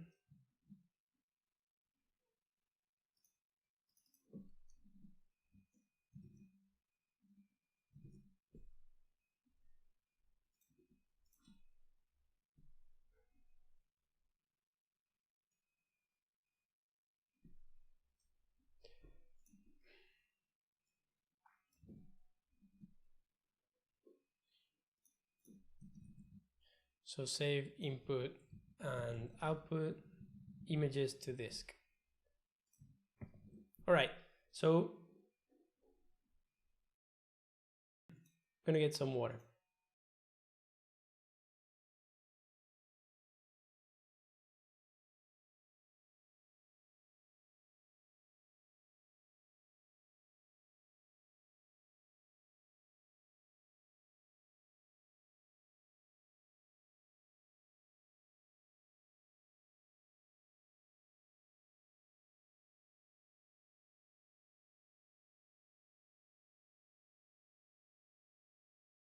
Okay, where were we?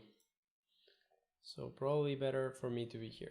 So, all right, so let's close this thing here. So one thing we can do now, so let's come back here and see that, you know, all our dependencies were installed. We can run conda, well, we can run Python 3, import TensorFlow as TF, right? So now this works. So this doesn't fail, and we can do TensorFlow version. These sometimes take a bit to import, but it should be okay now. So this command just will print the 2.4.0 version of TensorFlow. All right. So let me just put this there. All right. So as you can see on right here, the version is 2.4.0. That means it works, and we can do all the things like import Runway, right? So we can do import Runway, and this will tell us that the Runway dataset exists. And we can do Runway, and then we have that model. It's telling us where it is. All right, so we have an environment where we can run our code. We have the model, and we've done a bit of refactoring here, just saying that we're going to save our images into this folder. So we're going to receive all the outputs to this folder, and let me just put inbox. So we'll just put this in our inbox folder. All right. So now we can take a look, and all right, let's run it. So the first thing we will do is, now that we have everything there, this is where we were last week. So we can do Python 3. Let's put this a bit more centered. So we can do here something like Python 3 runway model, and we just run it. Hopefully this doesn't give us any errors. All right, that's good. And we're gonna allow. So what you can see now, so let's actually run that once again. So Python 3 runway model.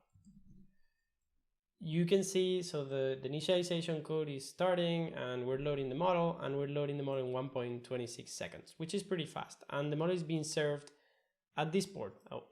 So this is actually localhost 8000, right? So we are going to now leave this aside. So we have our server here, and right now this is just a server. It's not directly connected to Runway, but we can access it through the our browser. So we can say localhost 8000, and we get the information at the model. So GPU false. The description is that generates a predicted image based on the given input image, 3 channels, the default output and format is JPEG. it gets an output image and input image, right? So this is the information. The command that we created with Runway is the generate command. So as we go to it, it just explains that command and generate. Yeah, so this is the generate command. So here we would see an array of commands that our model has, and that way we can say, okay, this is our generate command, and we can see what it does. This is a get request, so it's just giving us information of the command, but we can also make a post request to get information. How do we do that? Well, we have code for it in many different places. So in here, right, so we'll leave this server alive, and we're going to start another terminal that I'm just going to call a command. So I have a makefile here that has a few commands. One is to build a Docker image with this code and run it. We're going to try it as well. And another one is to make a post request to this microservice we just have running on our computer to send an image and then get the response. Just to explain what's happening before we do it, there is this base64 string here of an image that is just a set of letters and numbers that represent the colors and the pixels on an image. We can visualize this, so anytime you see a base64 image, we could, well, the first thing is that we can do something like this. We could decode it, and we could get that file somewhere on our computer. But what we're gonna do right now, so let me see where I was. Where is my browser? Here is that I can do, let's type here, let's see if I remember, data, what was, yeah, I have a data JPEG semicolon base64. So this is the prefix for a base64 image on JPEG. We could put here like PNG or other formats. And now we're just gonna paste that long string of letters and numbers, and we're gonna press enter, right? So this is actually an image from Shutterstock that I got. I'm actually gonna draw my own to use it on this tutorial. So that's, and I will show you how to create that base64 string on Linux and Mac at least. So we got, could not load face expression because these are full. All right, we cannot run this right now.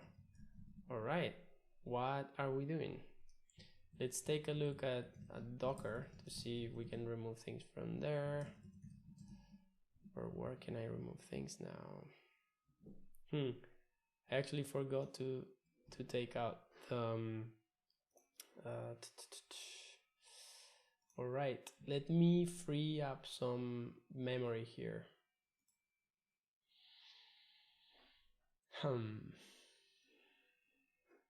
Things, what cannot happen live?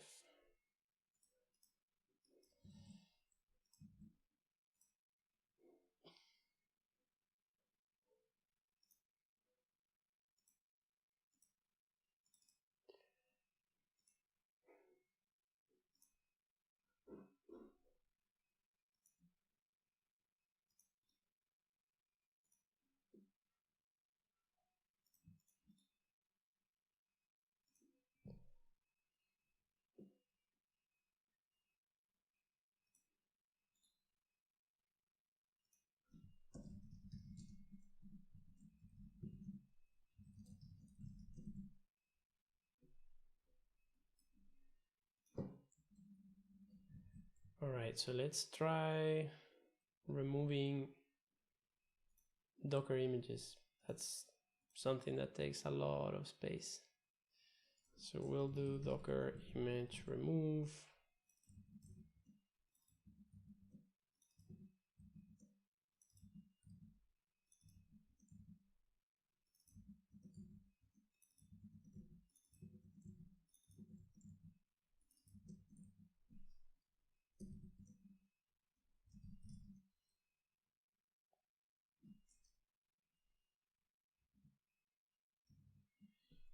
Okay,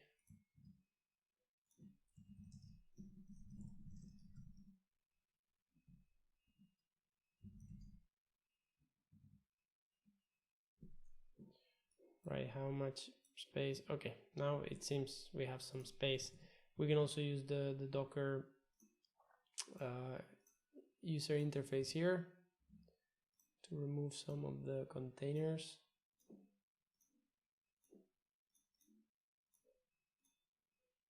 And some of these remaining images here.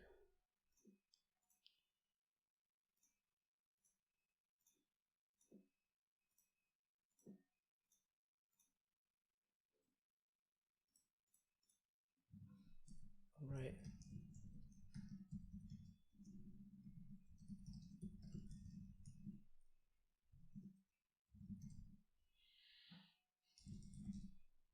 All right, and we now have a lot of space, right? 43 gigs. Right, it says stop Dropbox for an hour. Okay, whew, almost there. So we have, we were saying we were going to grab an image, so maybe I can simply go and get to my Dropbox. Well, actually, let's just open Photoshop. All right, so the model, so if I now go to Runway on the development server, I can click, you see there's like localhost here, port 8000, that's what we were using before. So I can actually go and click down here. Let me see. So I can actually go, this is like port 8000, and I can go and click here on connect. So when I click, right, you see like I click on connect, and this directly starts getting this image above as an input and then outputting something on the bottom. So we can here see the preview. One thing that I discovered just this morning as well is that you can click down here. So this code symbol and the console, if I click here on show data or show logs, this actually shows me the base64 data for that image, right? So this is what we were trying to get to before. So I can actually copy this data and probably put it in my tab here.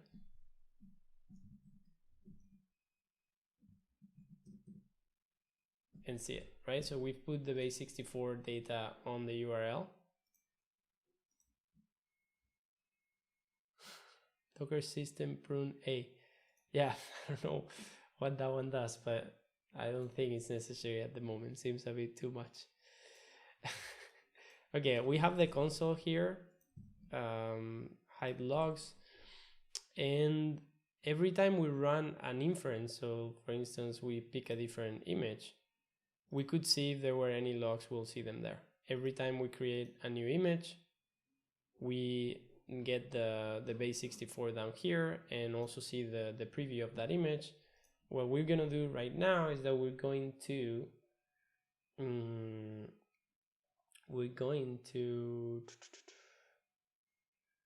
what can we do here? We're just gonna draw a new file.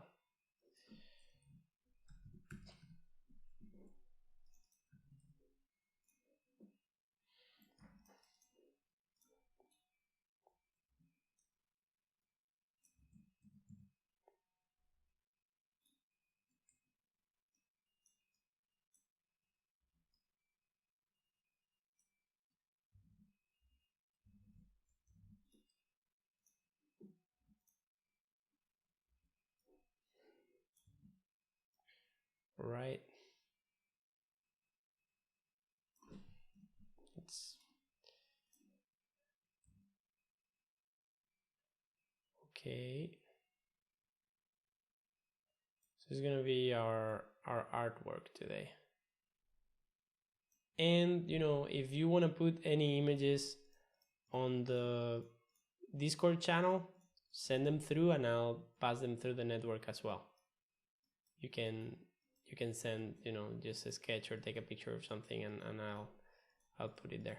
All right, so this is gonna be my image. I'm gonna invert it now, and I'm gonna save it. I'm going to move this a bit. put it there. All right, so that's my image. So I'm gonna save this to my desktop.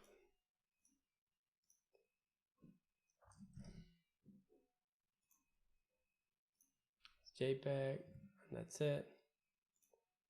And now I'm gonna go here into File, Open File. So this is this symbol here. And we go to our desktop and get that image. And what happens, you know, we get that image on the bottom, and that's not the best that it's not the prettiest image that we can get. But let me actually see if I can go to Dropbox and get some other inputs here.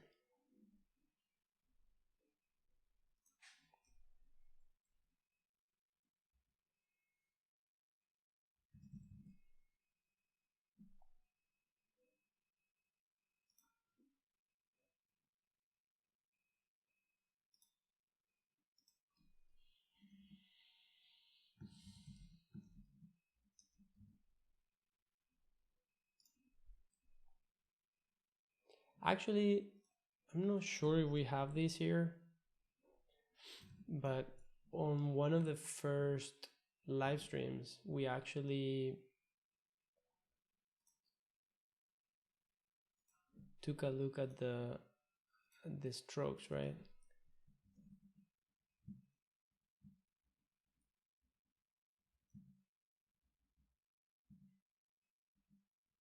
Well, maybe let's just try with this folder.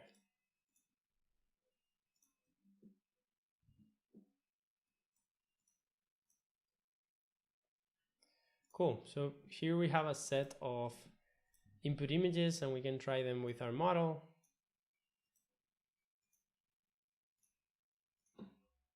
The output is not great because these are not images as the model is expecting to get.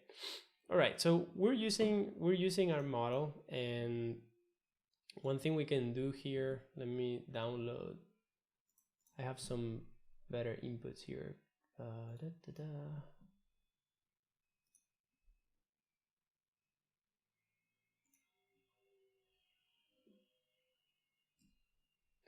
Okay, yeah. So when we first, when I first tried building this application for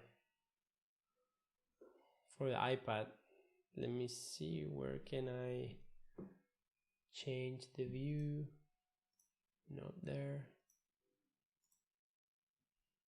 Well, doesn't seem like it's gonna let me do it. So here are some sample images that we're just gonna download from Dropbox. So you have this one, and let me actually just download a few of them. And let's disconnect from there.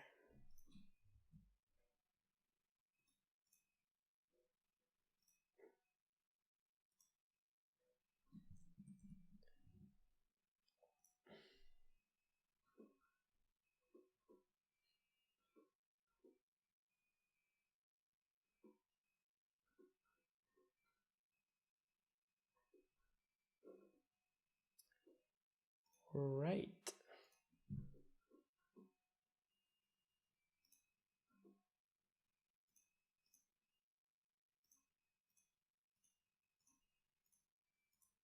Okay, let's download a few. We can download more later if we need to.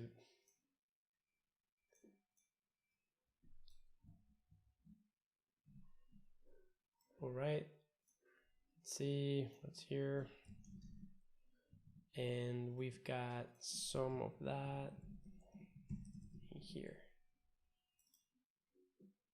All right, so we got some inputs. We're going to now put this folder. So we're gonna start the server again. Let me check what checkpoint we're using at the moment.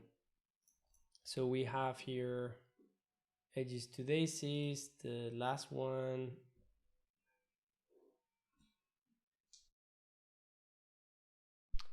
And let's just continue with that one. Okay, so we start the server and we go to Runway. The server is not on yet. All right, so the server is now on, we can connect to it, and now we're generating images. So now I'm gonna open a different folder. So go to download temporary folder, click there, and that's it.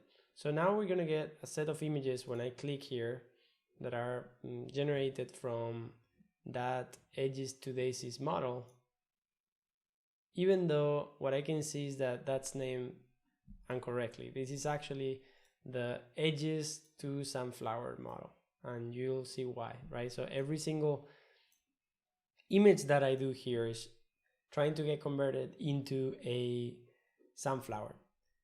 All right.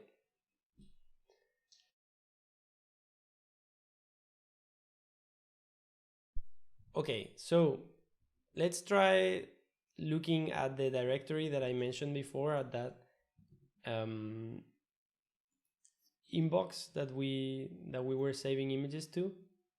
So you have the inbox here, and magically everything behind the scenes, everything that we were converting has been saved into here. It seems like the input images haven't been saved. Oh, okay. Okay, yeah.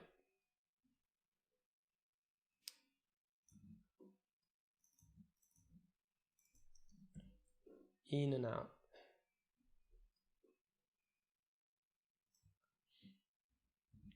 All right, so let me restart this. Let me go back here. These are a bit weird. All right, so this is our inbox, and now the server has restarted. So we disconnect, we connect again, and now if this, oh, what's happening here? Save there, none. Typo, well, error. All right, rerun. Connect to Runway here when that's ready. All right, now it's ready, so we connect, and now we're doing this inference again. So we do this.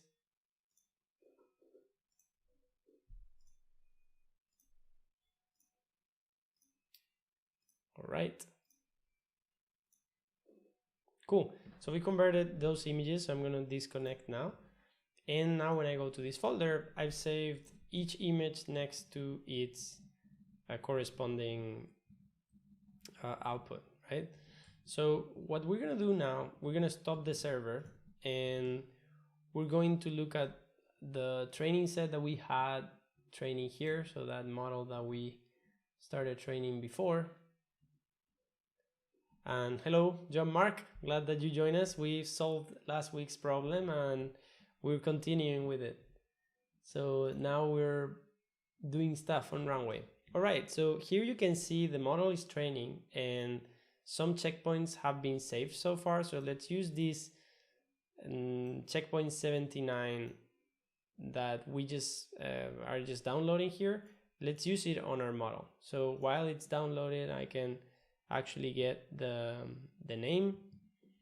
So this name here, we're gonna put the name of the model in here, and we just downloaded it.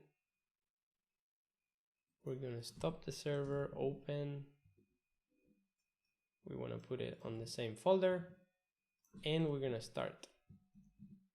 So we're gonna start the model there, and now suddenly, right, we had this model that was giving us this output. When we connect, it's the new model, the tulips model, that is loaded. Now these images seem a bit more like roses or tulips than actual sunflowers, right? All the same images are getting exported once more with a different model. And you know, you have to see these results are pretty bad so far because we just got to 79 or 80 epochs, but the model is meant to be trained for 200 or so.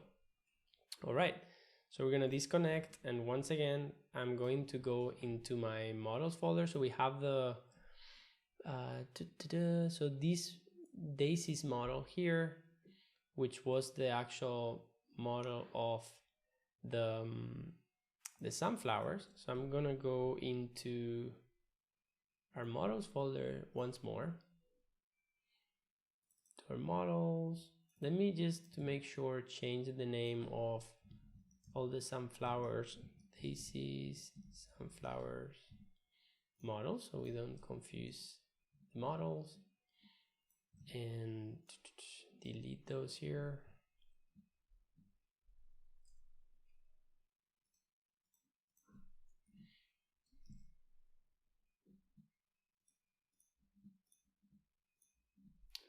And we're gonna get the best model for the daisies. So we're gonna put this one there.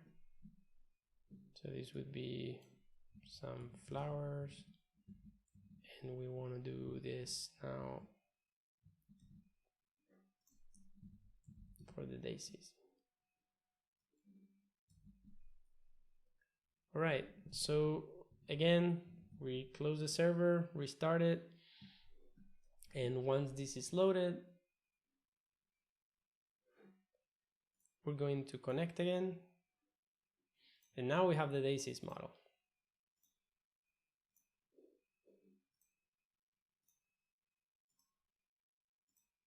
Right? So this is a model that arguably gives us textures that look like daisies, that if we were to crop to the exact frame or like alpha mask of how this drawing is and remove the background, would look a lot more realistic, because the colors inside of the actual flower are pretty good. All right, and while we were doing this, I was exporting images to our inbox, right? So I have on these outputs, on the inbox, I have all these images that we've exported. So for this input, we got this output, and so on and so forth. All right, so what we can do now, I really like, now that we have done this, we can do this, that we can get all these images into, so let me make here, this is gonna be for daisy, sunflowers, tulips. We're gonna make a new inbox. So what I'm gonna do now is that I'm going to go and copy all of this.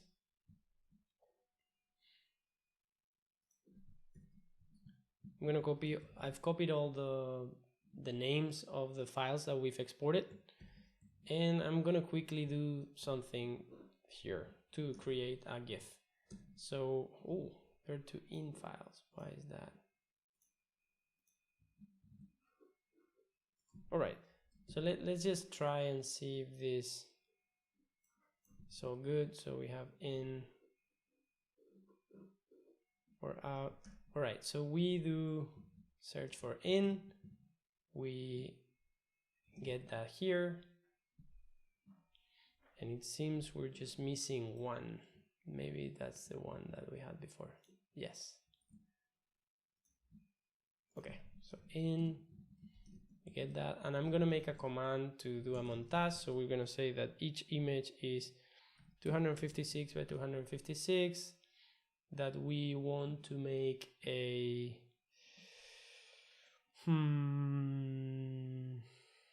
4-pixel border, and that we're gonna export that to another file here. So I add montage.jpg, and I think we're not really doing anything bad here. So this is the montage of all our images, and what we will do is create that folder, montage folder, and we're gonna make a GIF that is gonna be convert, and here we put the delay. So maybe let's make it slow, something that you can see something. So 3 images per second, well, 2 images per second. We're gonna get all the images on montage, and we're going to get the current directory name .gef. Maybe, just maybe,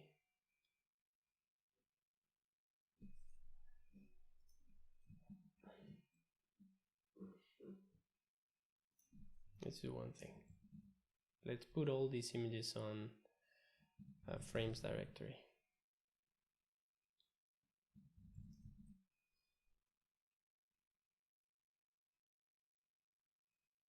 All right, so what I gotta do is go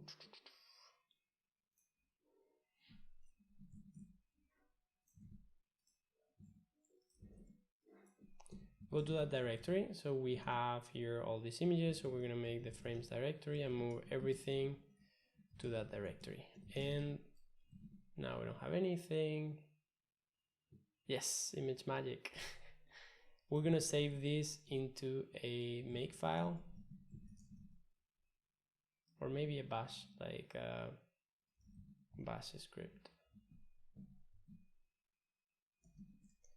And we're gonna test our command. So first thing before this, I'm gonna zip it to make sure that we don't destroy our frame. So I've zipped it, and we have now to just do bash give sh. So I run that. We've created the montage folder. We've created, we've done all this montage with some margin to it. And now the code there, okay, so for bash, the give command doesn't work. So, well, the current dir doesn't work. So we're going to do, let's just try this.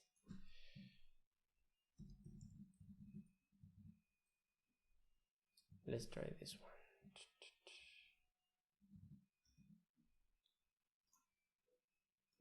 All right, that worked. Maybe.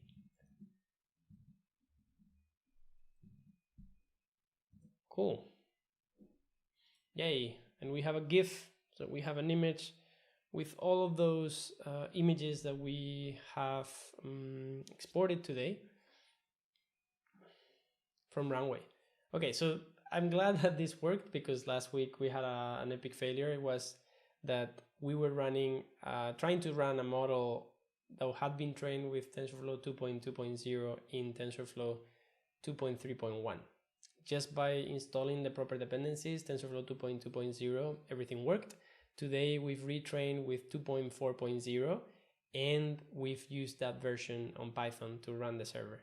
Okay, so what else can you do here, and what else could we try to do? And yeah, so this is awesome that everything worked today, because last week was a bit of a failure. You can go watch the beginning of last week's video if you want to learn more about the Runway model template. Either way.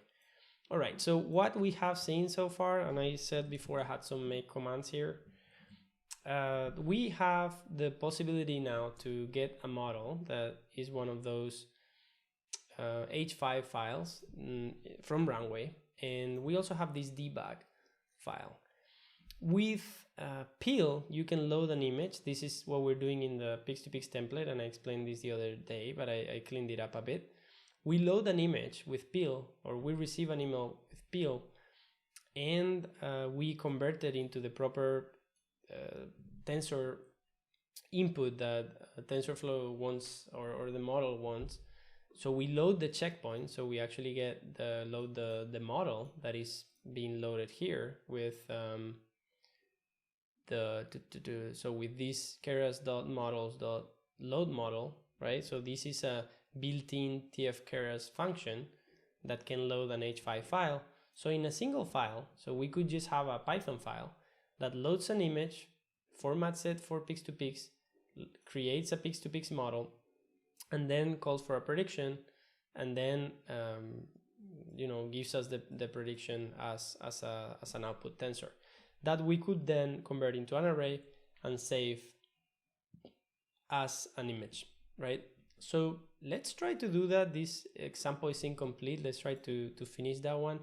So we have, if we go to downloads, we go here, we get, actually, I have to say, this one, I think I would have ventured myself, this was one of the ones that you drew, Jose Luis.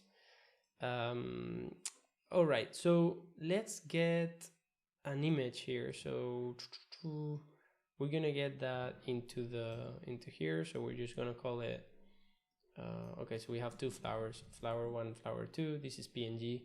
So we have flower JPEG on the desktop, right? So if I were to execute this, so if I were to run this code, I get my terminal and I go to the right folder. All right, so I go into the Runway Live environment we've created, and I run python3 debug.py. So we're loading the model, so loading the checkpoint, and then we predict, and then we see how the image is being processed.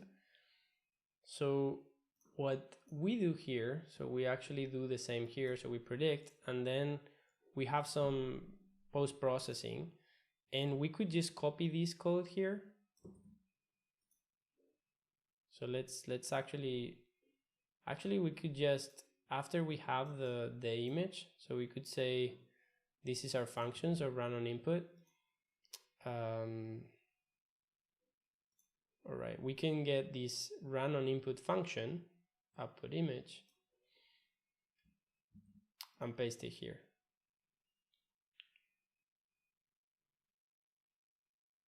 Let me just make sure that this works.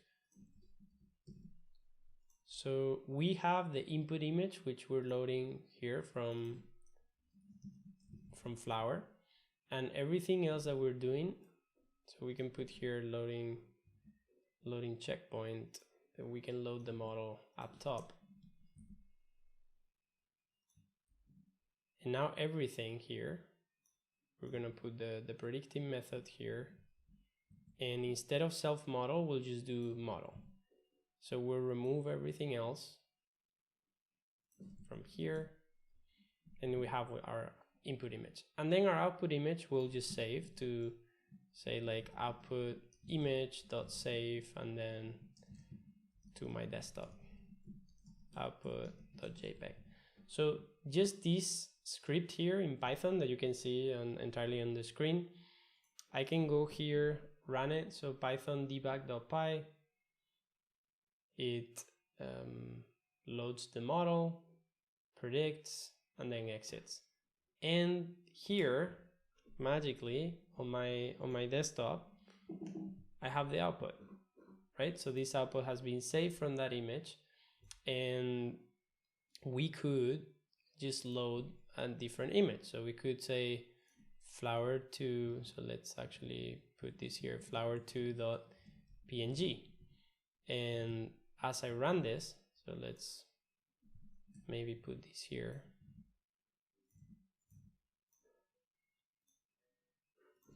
So I run the code again, and then the Python script loads the model, loads the image, passes the image through the model, and we get the output, right? So this is just with Python, and you could use it in any application, any automation, or anything. The checkpoint here, so the checkpoint is none, but I believe, I don't remember exactly how this was working, but I believe that if I simply, so for example, get the edges to tulips, or maybe, you know, let's say here output daisy. So if I get the where is the sunflowers?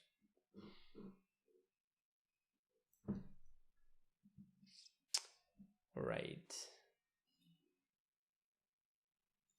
So I get the edges to sunflowers. So we get the latest model. I believe we could, I mean, we have it in the same folder, so we can actually just put the name as well, because this script is running on the same folder. So I believe I can do checkpoint here and do sunflower. So we minimize this again, or put it on the side. close this, Python 3 debug. And these should load the sunflower model and then save the image here, right? So this means that, you know, we can make an automation script to batch through a folder and then do predictions, or we can load many different models on the same script multiple times. So we could, so if we say, for instance, here so let's make, so for instance, we could do here our own predict file, and we could get arguments into it. So you actually say, okay, predict, feed in the checkpoint, feed in the input file, and then the output or something like that. So now here, what I'm gonna do quickly is batch, for instance. So we wanna process many files. So we can import glob. So we're gonna import the glob library in Python. We're gonna use that model here. And now instead of doing this, we're loading the model once, but then we'll do an exercise here that is looping through the files inside of a folder. So for file in, or for path in glob.glob, and then maybe that users downloads temp folder, right? Everything that's there. So right now, just to test, we're just going to do print path to not make sure we don't run this meaningless. So we go to our file, we run now. So this is batch.py. So this here is just, you see, it just gets all those paths of those images. And what we can do is, for the sake of speed right now, let's actually do it the right way. Let's try to be quick. So POSIX path name. There is like a right way to get the path on with pathlib on Python. So .name, right? So we'll get like a file name will be our path.name, and we need to import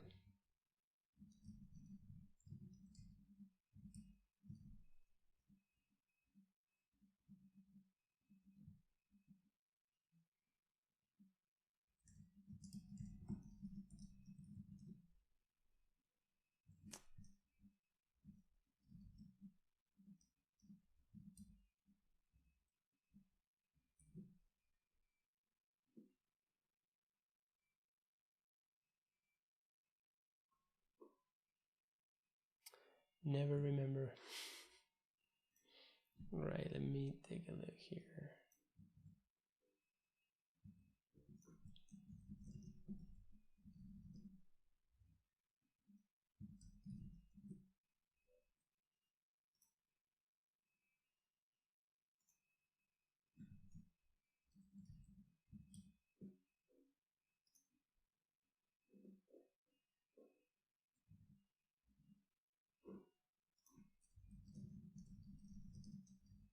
All right, so pure POSIX path is what I was thinking. So if we now print the file name, this is going to be useful to save. So we have all these files, and we're grabbing the last part of that on the name. The only thing that pathlib does is that this makes it cross-platform, so it won't fail on Windows with different slashes.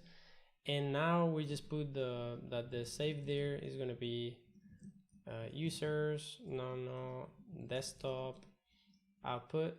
And of course, we're gonna make that folder. And now, so we just have path, I think, import path. So we can construct and do save path equals OS. So OS path join, and then save their file name. All right, so that would be our save path, and we can simply put this here. and then we'll print our safe path to make sure we don't fail. Okay, that. All right, so we have that, and we are gonna uncomment everything. So now the only thing we need to do is we're loading our files, we're converting them into TensorFlow valid formats, we're predicting, and we are reformatting the TensorFlow output into a PIL image that we're then saving into our save path. So let's open our output folder, which is empty, and do our Python batch. Do you think it's gonna work?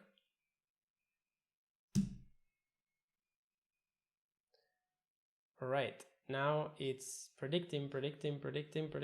All right, and you know, it predicted many times, and you can see there's some noise, but I have a bug, which is I forgot to change the path of the image, and I just need to put here path.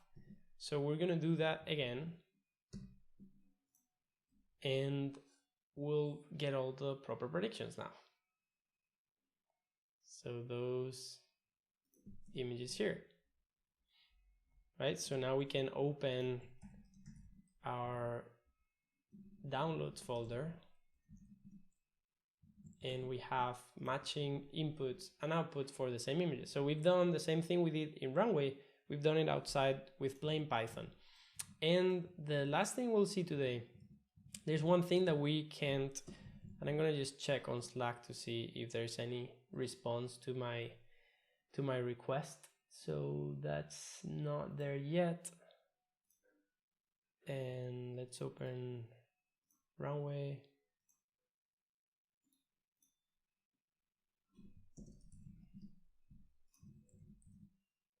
Okay, one thing is, all right, I see a question here, Ricardo Cesar Rodriguez. Hi, Ricardo, nice to see you online. Nice to see you here. Have you ever trained your flower dataset using a cycle gun instead of Pix2Pix to see how it performs? I haven't yet. If you have, like, I want to try some of the notebooks to train that, and that's probably a good idea to do on future live streams. But thanks for your question.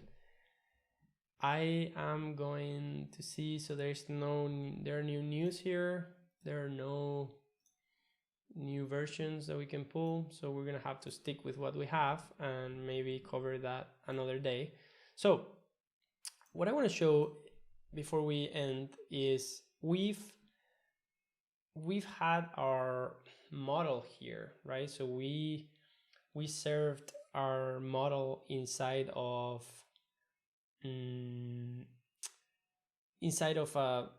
like a Python process for development, right? There's one thing that I didn't mention. There's some flags that are useful for development that you can use. So if you go to that information that I had before, there are some flags that advanced options, so you can run Docker and stuff. And let me see where these options are. Yeah, I knew I had to save that because I wasn't gonna find it later, but let me see. So here, debug mode.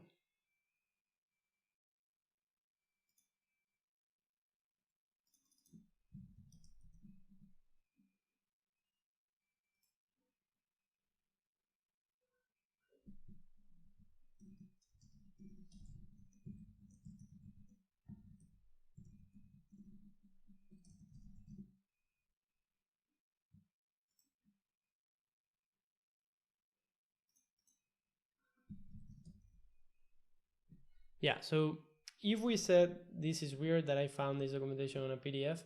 If we set the debug mode to false or to true in this case,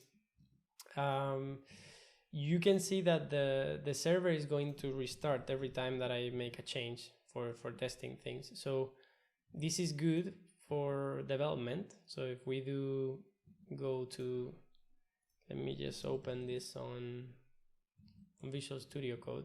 Ouch. So I want to show this and then the Docker part, and then we're done. So I have here the Runway model. So also, just so you can see the code, I'm gonna upload the predict batch. I'm gonna upload these two files in case they're useful for anyone. So I'm gonna upload maybe everything here. Let me clean up the Pix2Pix model file. So we just keep one here.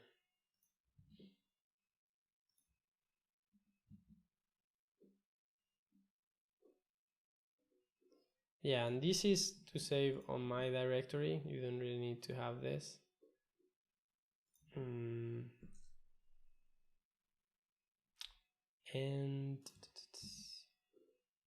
all right, so I'm gonna push these files. So this, what is changed in here?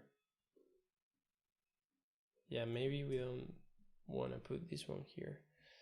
And yeah, so that doesn't really need to change. All right, so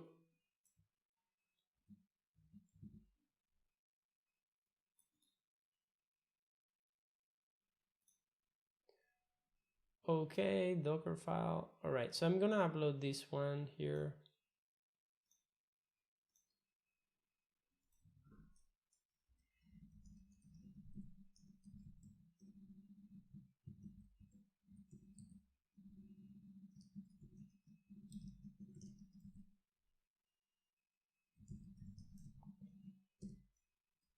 All right, so that's pushed to GitHub, so anyone can see it now. Nono ESP slash Pix2Pix dash runway.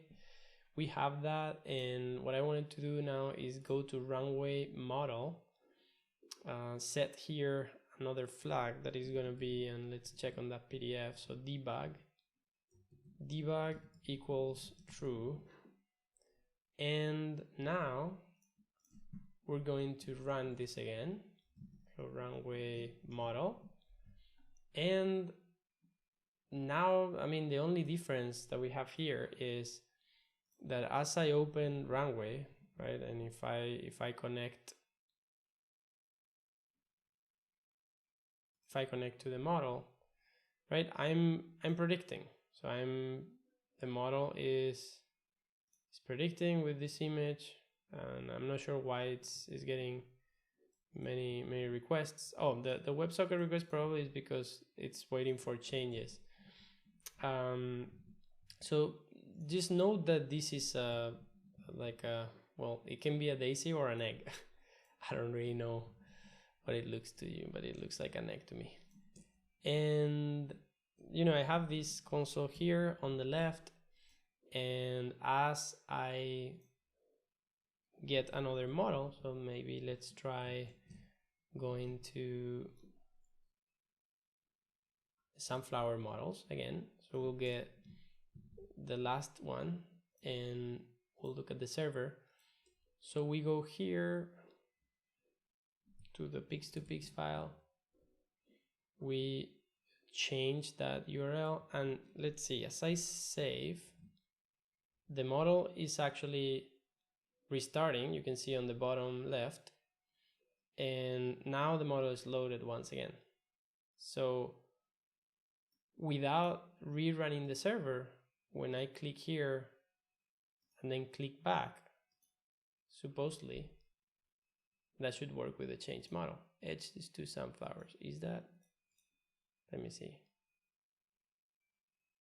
Something's weird. This is thinking. Okay, yeah. So it changed the model, but something's slowing down, and I'm not sure what it is. But yeah, so the idea is we can change models live or configurations or the functions here. If something's not working, you can be developing here and then changing live, right? So this, for instance, just showed up. All right, so that's debugging, which is great. I don't recommend you to put it if you want to use the model for real, because there's like extra overhead that you don't need, but that's there. All right, so let's now step back and take a look. So we have been talking about Docker. I've been mentioning Docker sometimes, and I'm not gonna go in depth into what it is now because we don't have the time. But if you have Docker installed and you know what it is, I have it here, so I can open my UI and show you what it is. I had to open it before. Right now I emptied everything. But Docker is a containerization tool, so it is able to pull images that contain programs, even things like Linux dependencies or the operating system or things like that, or other programs, and create a container like a virtual machine where it recreates that environment. So it contains an environment. By running docker build dot and then tagging that as runway model, we build our Docker file with this project. The Docker file being here, I made this. I don't think this was on the initial template. Maybe there's some templates where they have it because this is what they use to build your project later. So this means get the Python image, or the Python image that has the version of Python 3.7, the slim version. Set the work directory as app and copy everything on my directory. So we'll copy everything here, all these models, into the app directory. Install the dependencies and then expose port 8000. So port 8000 of inside the container, which is actually where we're serving Runway, will be exposed on my local machine to the port that I tell it to be exposed at. And in this case, I'm telling it to expose it at 8001. And we'll probably have to change this number. Then an environment name, this is just for testing purposes, but the command that the container will run when it starts will be Python with the argument runway model. The same thing that we were doing here on our terminal. So the thing, what we're gonna do now is we're gonna take out some of the models because we don't really want all of the models to be loaded onto the image, otherwise the image would be really, really big. So we're gonna remove this one, and we're actually gonna just leave the one that is active. That's gonna be let's leave the daisies model. So we'll have to update that there.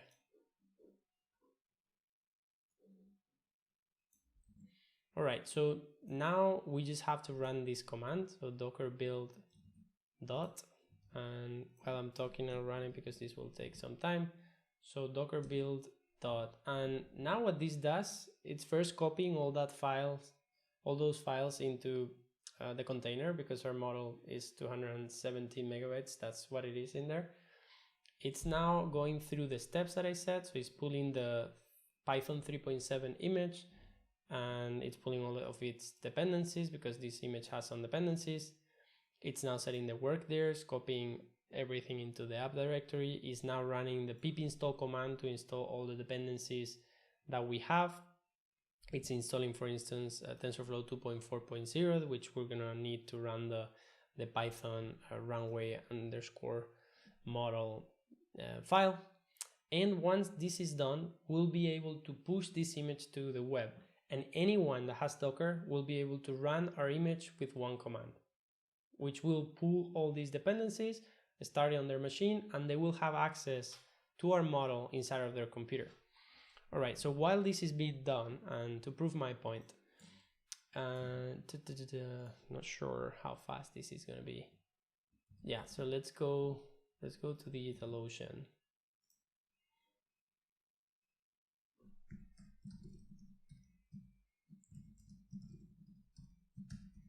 Right, so I'm logging into my DigitalOcean account while this gets done.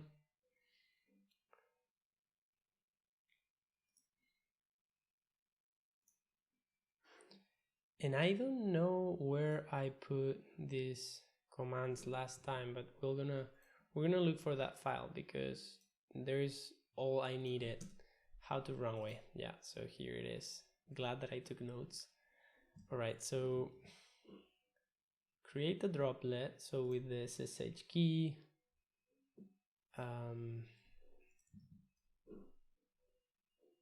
right? Sudo blah blah blah. Right, so let's quickly create a droplet here. Okay, so you can see here all the SSH keys, and that's there. All right, so we have this instance is getting started here. We have an IP that we're going to connect to, and I'm gonna be able, so now I have the runway image in here, and I'm gonna see if I can connect to that droplet when it gets started. So right now it's still not online. This droplet is a machine, it's a remote machine on the cloud that has Linux, has 1 GB of RAM, has 25 gigs of disk space, and it's gonna let us run Docker as I do on my machine.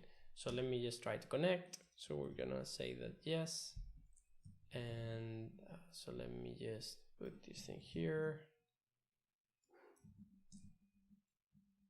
All right, so we connect and we have access. All right, so right now here, so this tab is on my machine. This tab is an SSH connection to a remote machine that is at this IP address.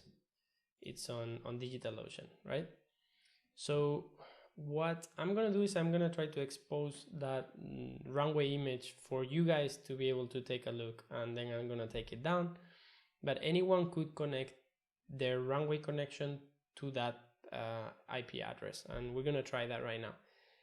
I don't know if anyone that has access to this screen, to the development screen with the host and port online are online right now, are connected to the channel. I don't know if you're online still, Jose Luis, or anyone else has Runway installed and can run this, but that would be really cool if you guys want to try that and can give it a try.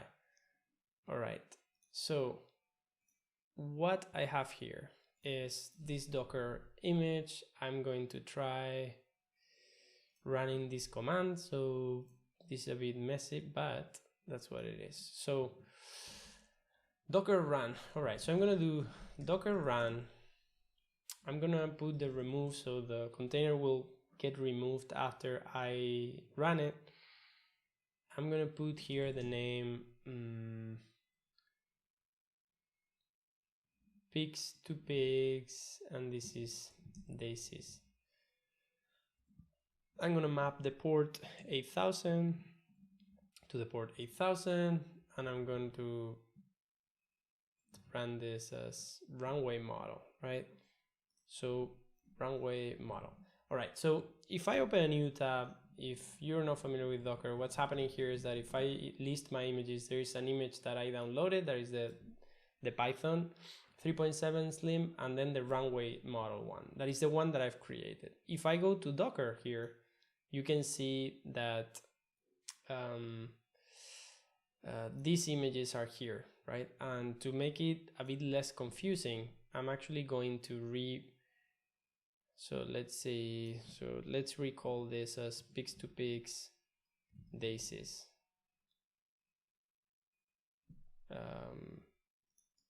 Pix2Pix, Pix2Pix live. Let's just do that. So if we run this command, it's going to be pretty fast probably, because I already have that image and I have to go to the same directory. All right, so everything is already on my computer, so probably there won't be anything to build, but I might have to install the pip packages. I'm not sure if that's going to be read from the cache. Okay, so that has to get to be run once again. So while we're doing this, we can actually use the runway model image. So as I run this, Docker not found. Okay, this is on my remote machine. Sorry for that. All right, so as I run this command, let me just make this a bit clearer. Docker run remove name is going to be Pix2Pix daisies, port mapping, and then we run it. So once we run it, Docker is going to start that image and run that command. You can see that the command is already running because the model is here. and the model seems to be now running WebSocket handler. And I'm not sure why this is now doing that all the time, because I removed the debug thing, but WebSocket handler, maybe I touched something. Disconnect.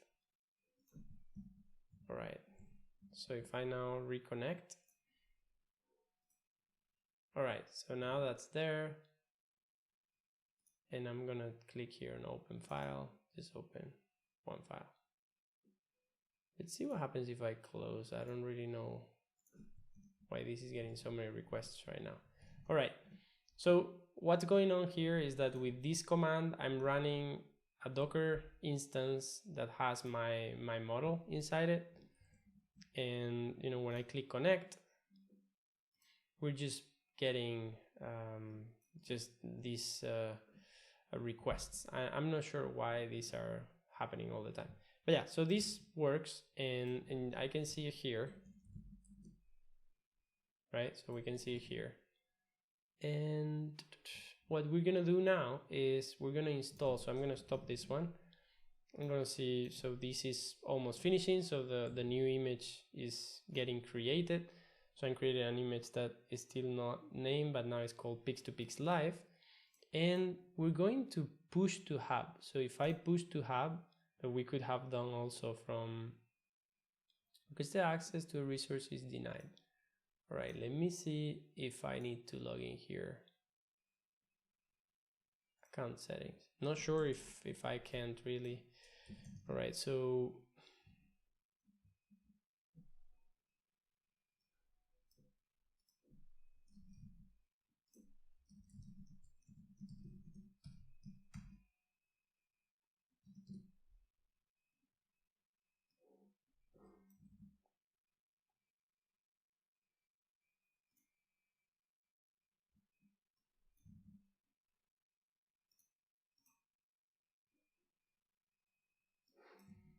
right, so I'm not sure if there is some limit or something, but pushing images to Docker Hub.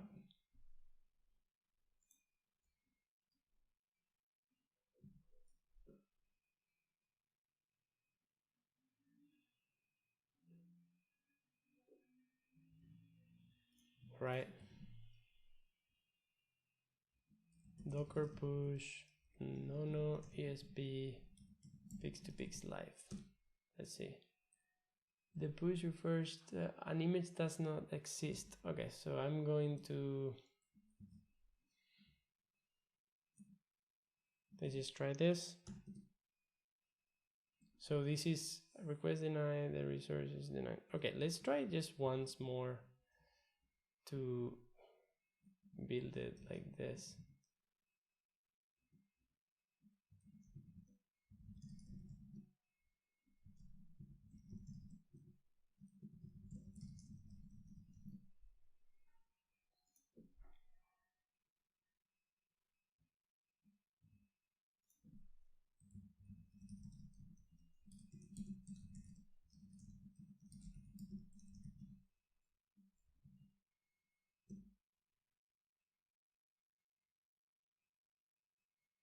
Right, so now we're pushing. I'm not sure if this is working, but if this does, it might mean that I need to name this with my username that I'm authenticated at, because I can only push there, like if this was a GitHub repository. All right, so this is uploading now, and we're gonna go back to the droplet. So we're going to install a series of things there that we need to run this. Do we? Yeah, this is to run normally, but we're just gonna use Docker. So we install Docker DigitalOcean.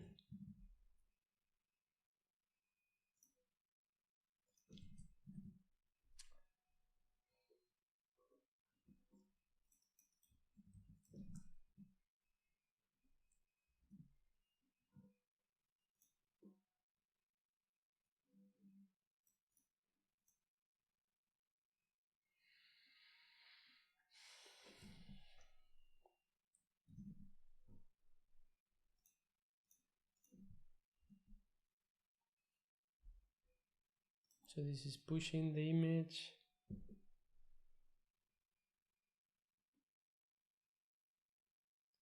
All right, and now, so this is still installing. Okay.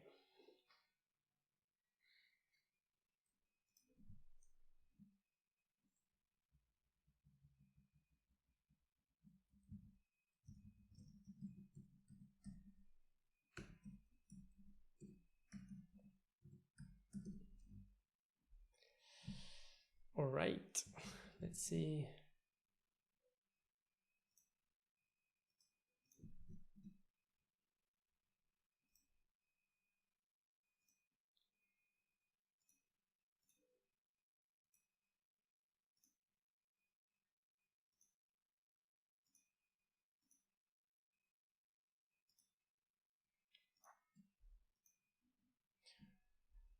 Right, what does everyone think of what we've gone through today? Any questions, any comments? If you're connecting offline also, just leave some comments of what you think on the video comments. All right, so we're gonna do this.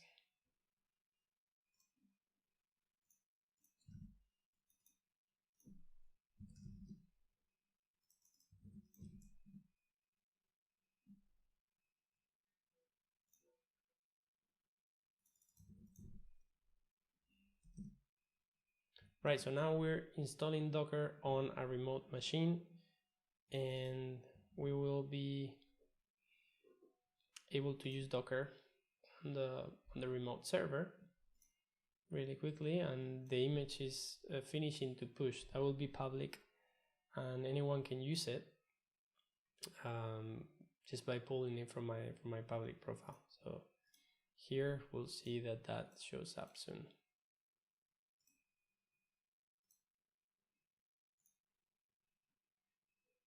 Right, so Docker's here. Cool. So Docker version, awesome. So we can now do things that we did before. We can, we have here the image. So now what do we have? All right, so we have here this image. So I've published this image to Docker, and anyone can pull that image directly with one command from any machine, right? So you just have to run this thing, git docker pull, and then that. Or you can directly try to run or build, so run the image without having it, and then the image will be automatically downloaded. All right, so what command did we use before here? So let's build that command. So it's going to be docker run the name, and then we'll remove. The remove removes the container after it exits. Name is like my Pix2Pix daisies, and then we'll map it to the port 1234, and that will be the port 8000 of the inside. And we need to do nonoesp Pix2Pix live. All right, so now we go to our console inside of the Ubuntu DigitalOcean machine. So we click here, unable to find image, pulling. So now it's pulling all of that we pushed. It's pulling it into the DigitalOcean realm. And now the thing that is going to happen is that this is going to expose, inside of the port 1234 of the machine, it's going to expose the Pix2Pix live, so the Pix2Pix daisies runway model. But that's behind the firewall. So we just need to open that port, the 1234, and use that IP, and then we'll be able to connect to the server remotely. So this is a way in which we could host the model on our own, even though Runway makes it a lot more convenient to do, as they manage all the infrastructure and deployment if you update your model and things like that. All right, so now this is running, so it's good. This is running on the remote machine, and we now should see something like model loaded, how many seconds it took.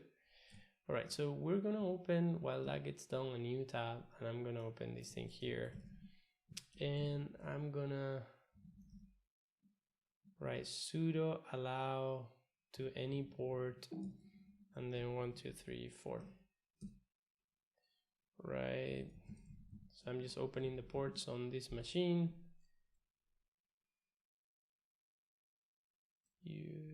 Status.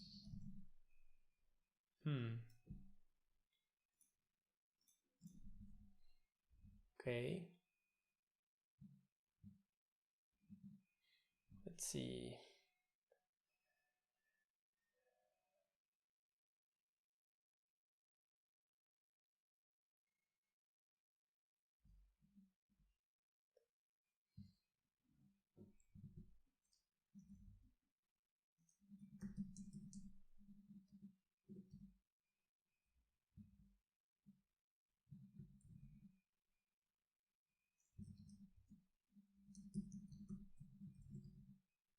All right, so the server is on. Not sure if the model was, yeah, so the model is there. So you can see as I make a request, the screen behind is actually seeing that we're getting that.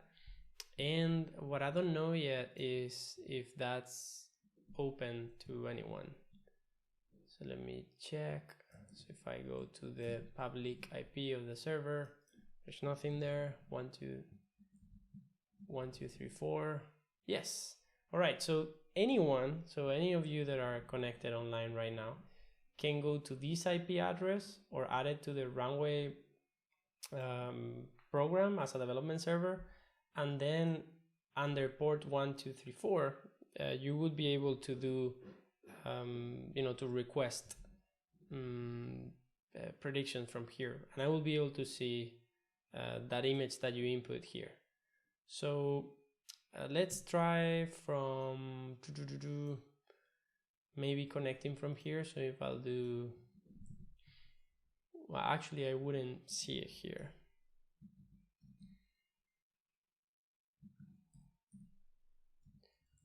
All right, so I disconnect and now I connect to this one, and we are predicting. So we're predicting from the remote server right now, and you can see that by, if we go here and we put this on the side,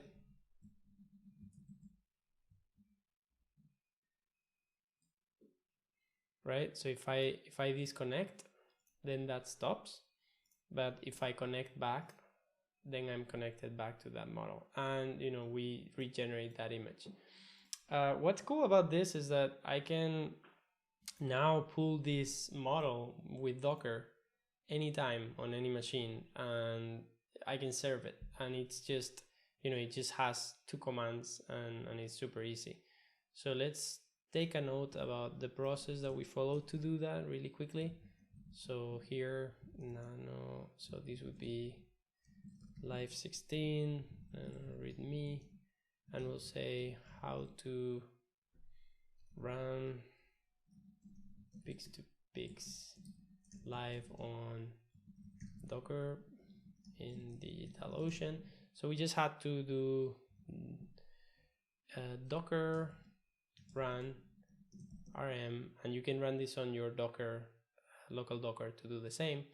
So we put this thing like this, pull the nono asp Pix2P live image, and then we added a name to our container. So the name was my Pix2Pix this edges to this sys container.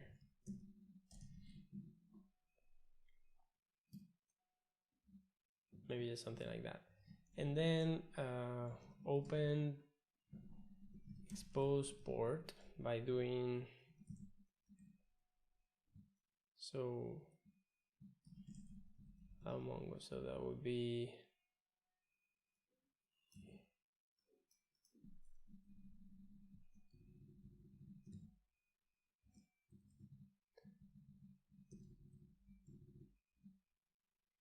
yeah, I think that's it, and anyone can do that. All right, so if we go here and list our Docker images, so we see Docker image list, we have that image that we pulled 13 minutes ago.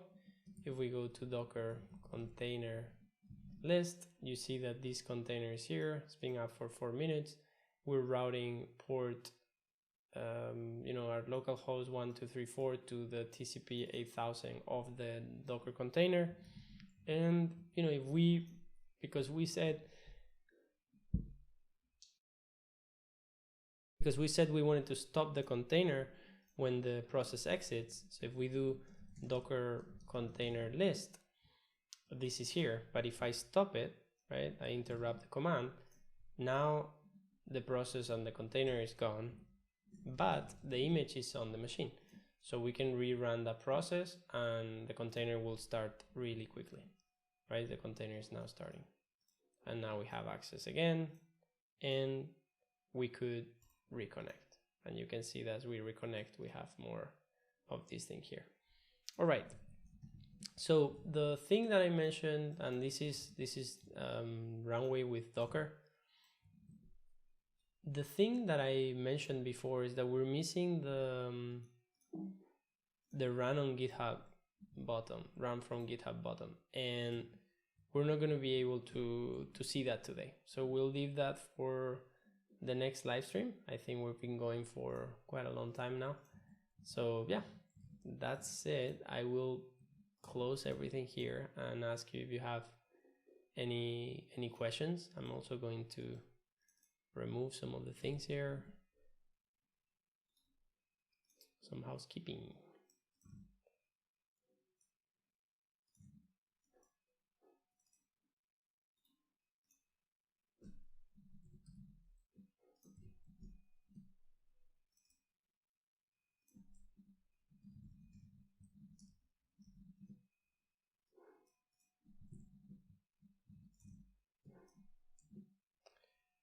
Okay.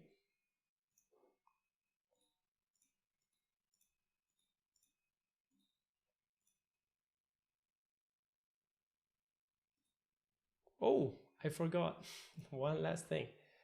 Nice. So because we took really long on this live stream, the closing note is that our model is now trained. Look at how bad this image is on our dataset. So now we have here all the family of models from the edges to tulips dataset, and that would be, I think, fair that we end up this video by showing how that runs inside of Runway. So we're gonna really quickly do that last part. So live 16 Pix2Pix, nope.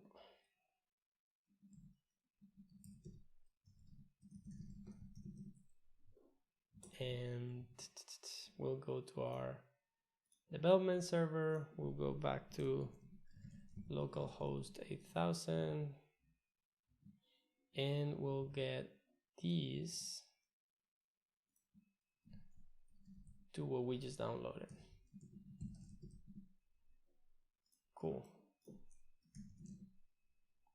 Right, so now we just copy that name, put it in here, and once more connect. There were no files.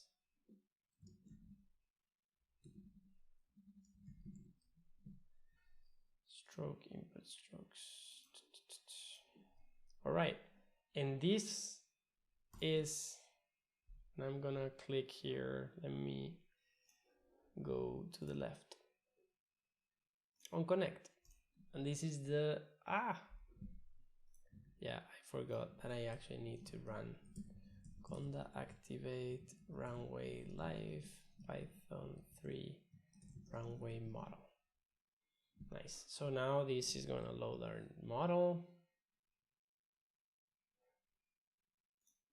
and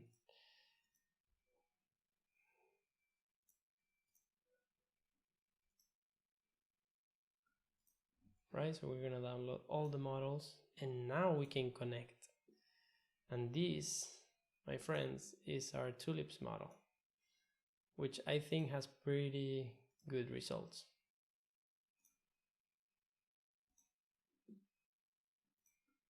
More or less. I think these ones are good. Oop.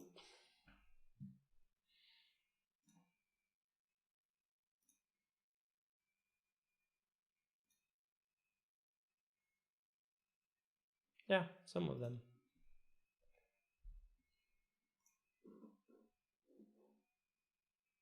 All right.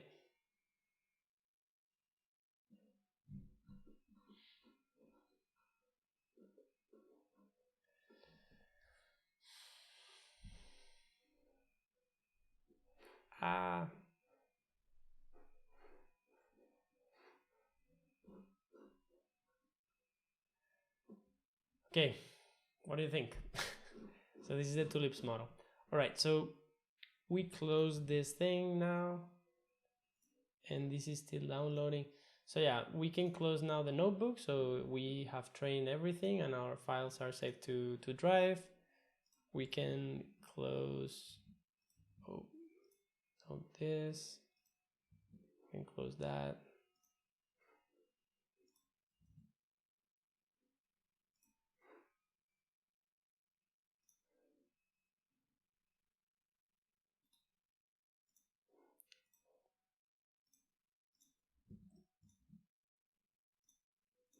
All right, so let's do what we always do. So yeah, let me just get this thing. We all right, so yeah, this has been fairly long, let's say, workshop live stream or something. I think this, I don't know why this always happens near the end. It starts getting a bit choppy and I don't know what it is. Maybe Dropbox.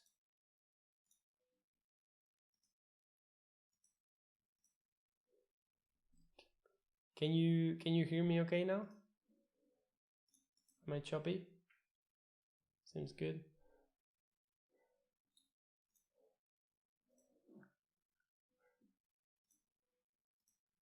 All right, so I don't know if you guys are still there, but I just want to wrap up. So this is being a bit longer than I expected. I hope that this was useful to understand what Pix2Pix is and how we can use it with Runway. I don't know if you have any closing questions, and then we can wrap up.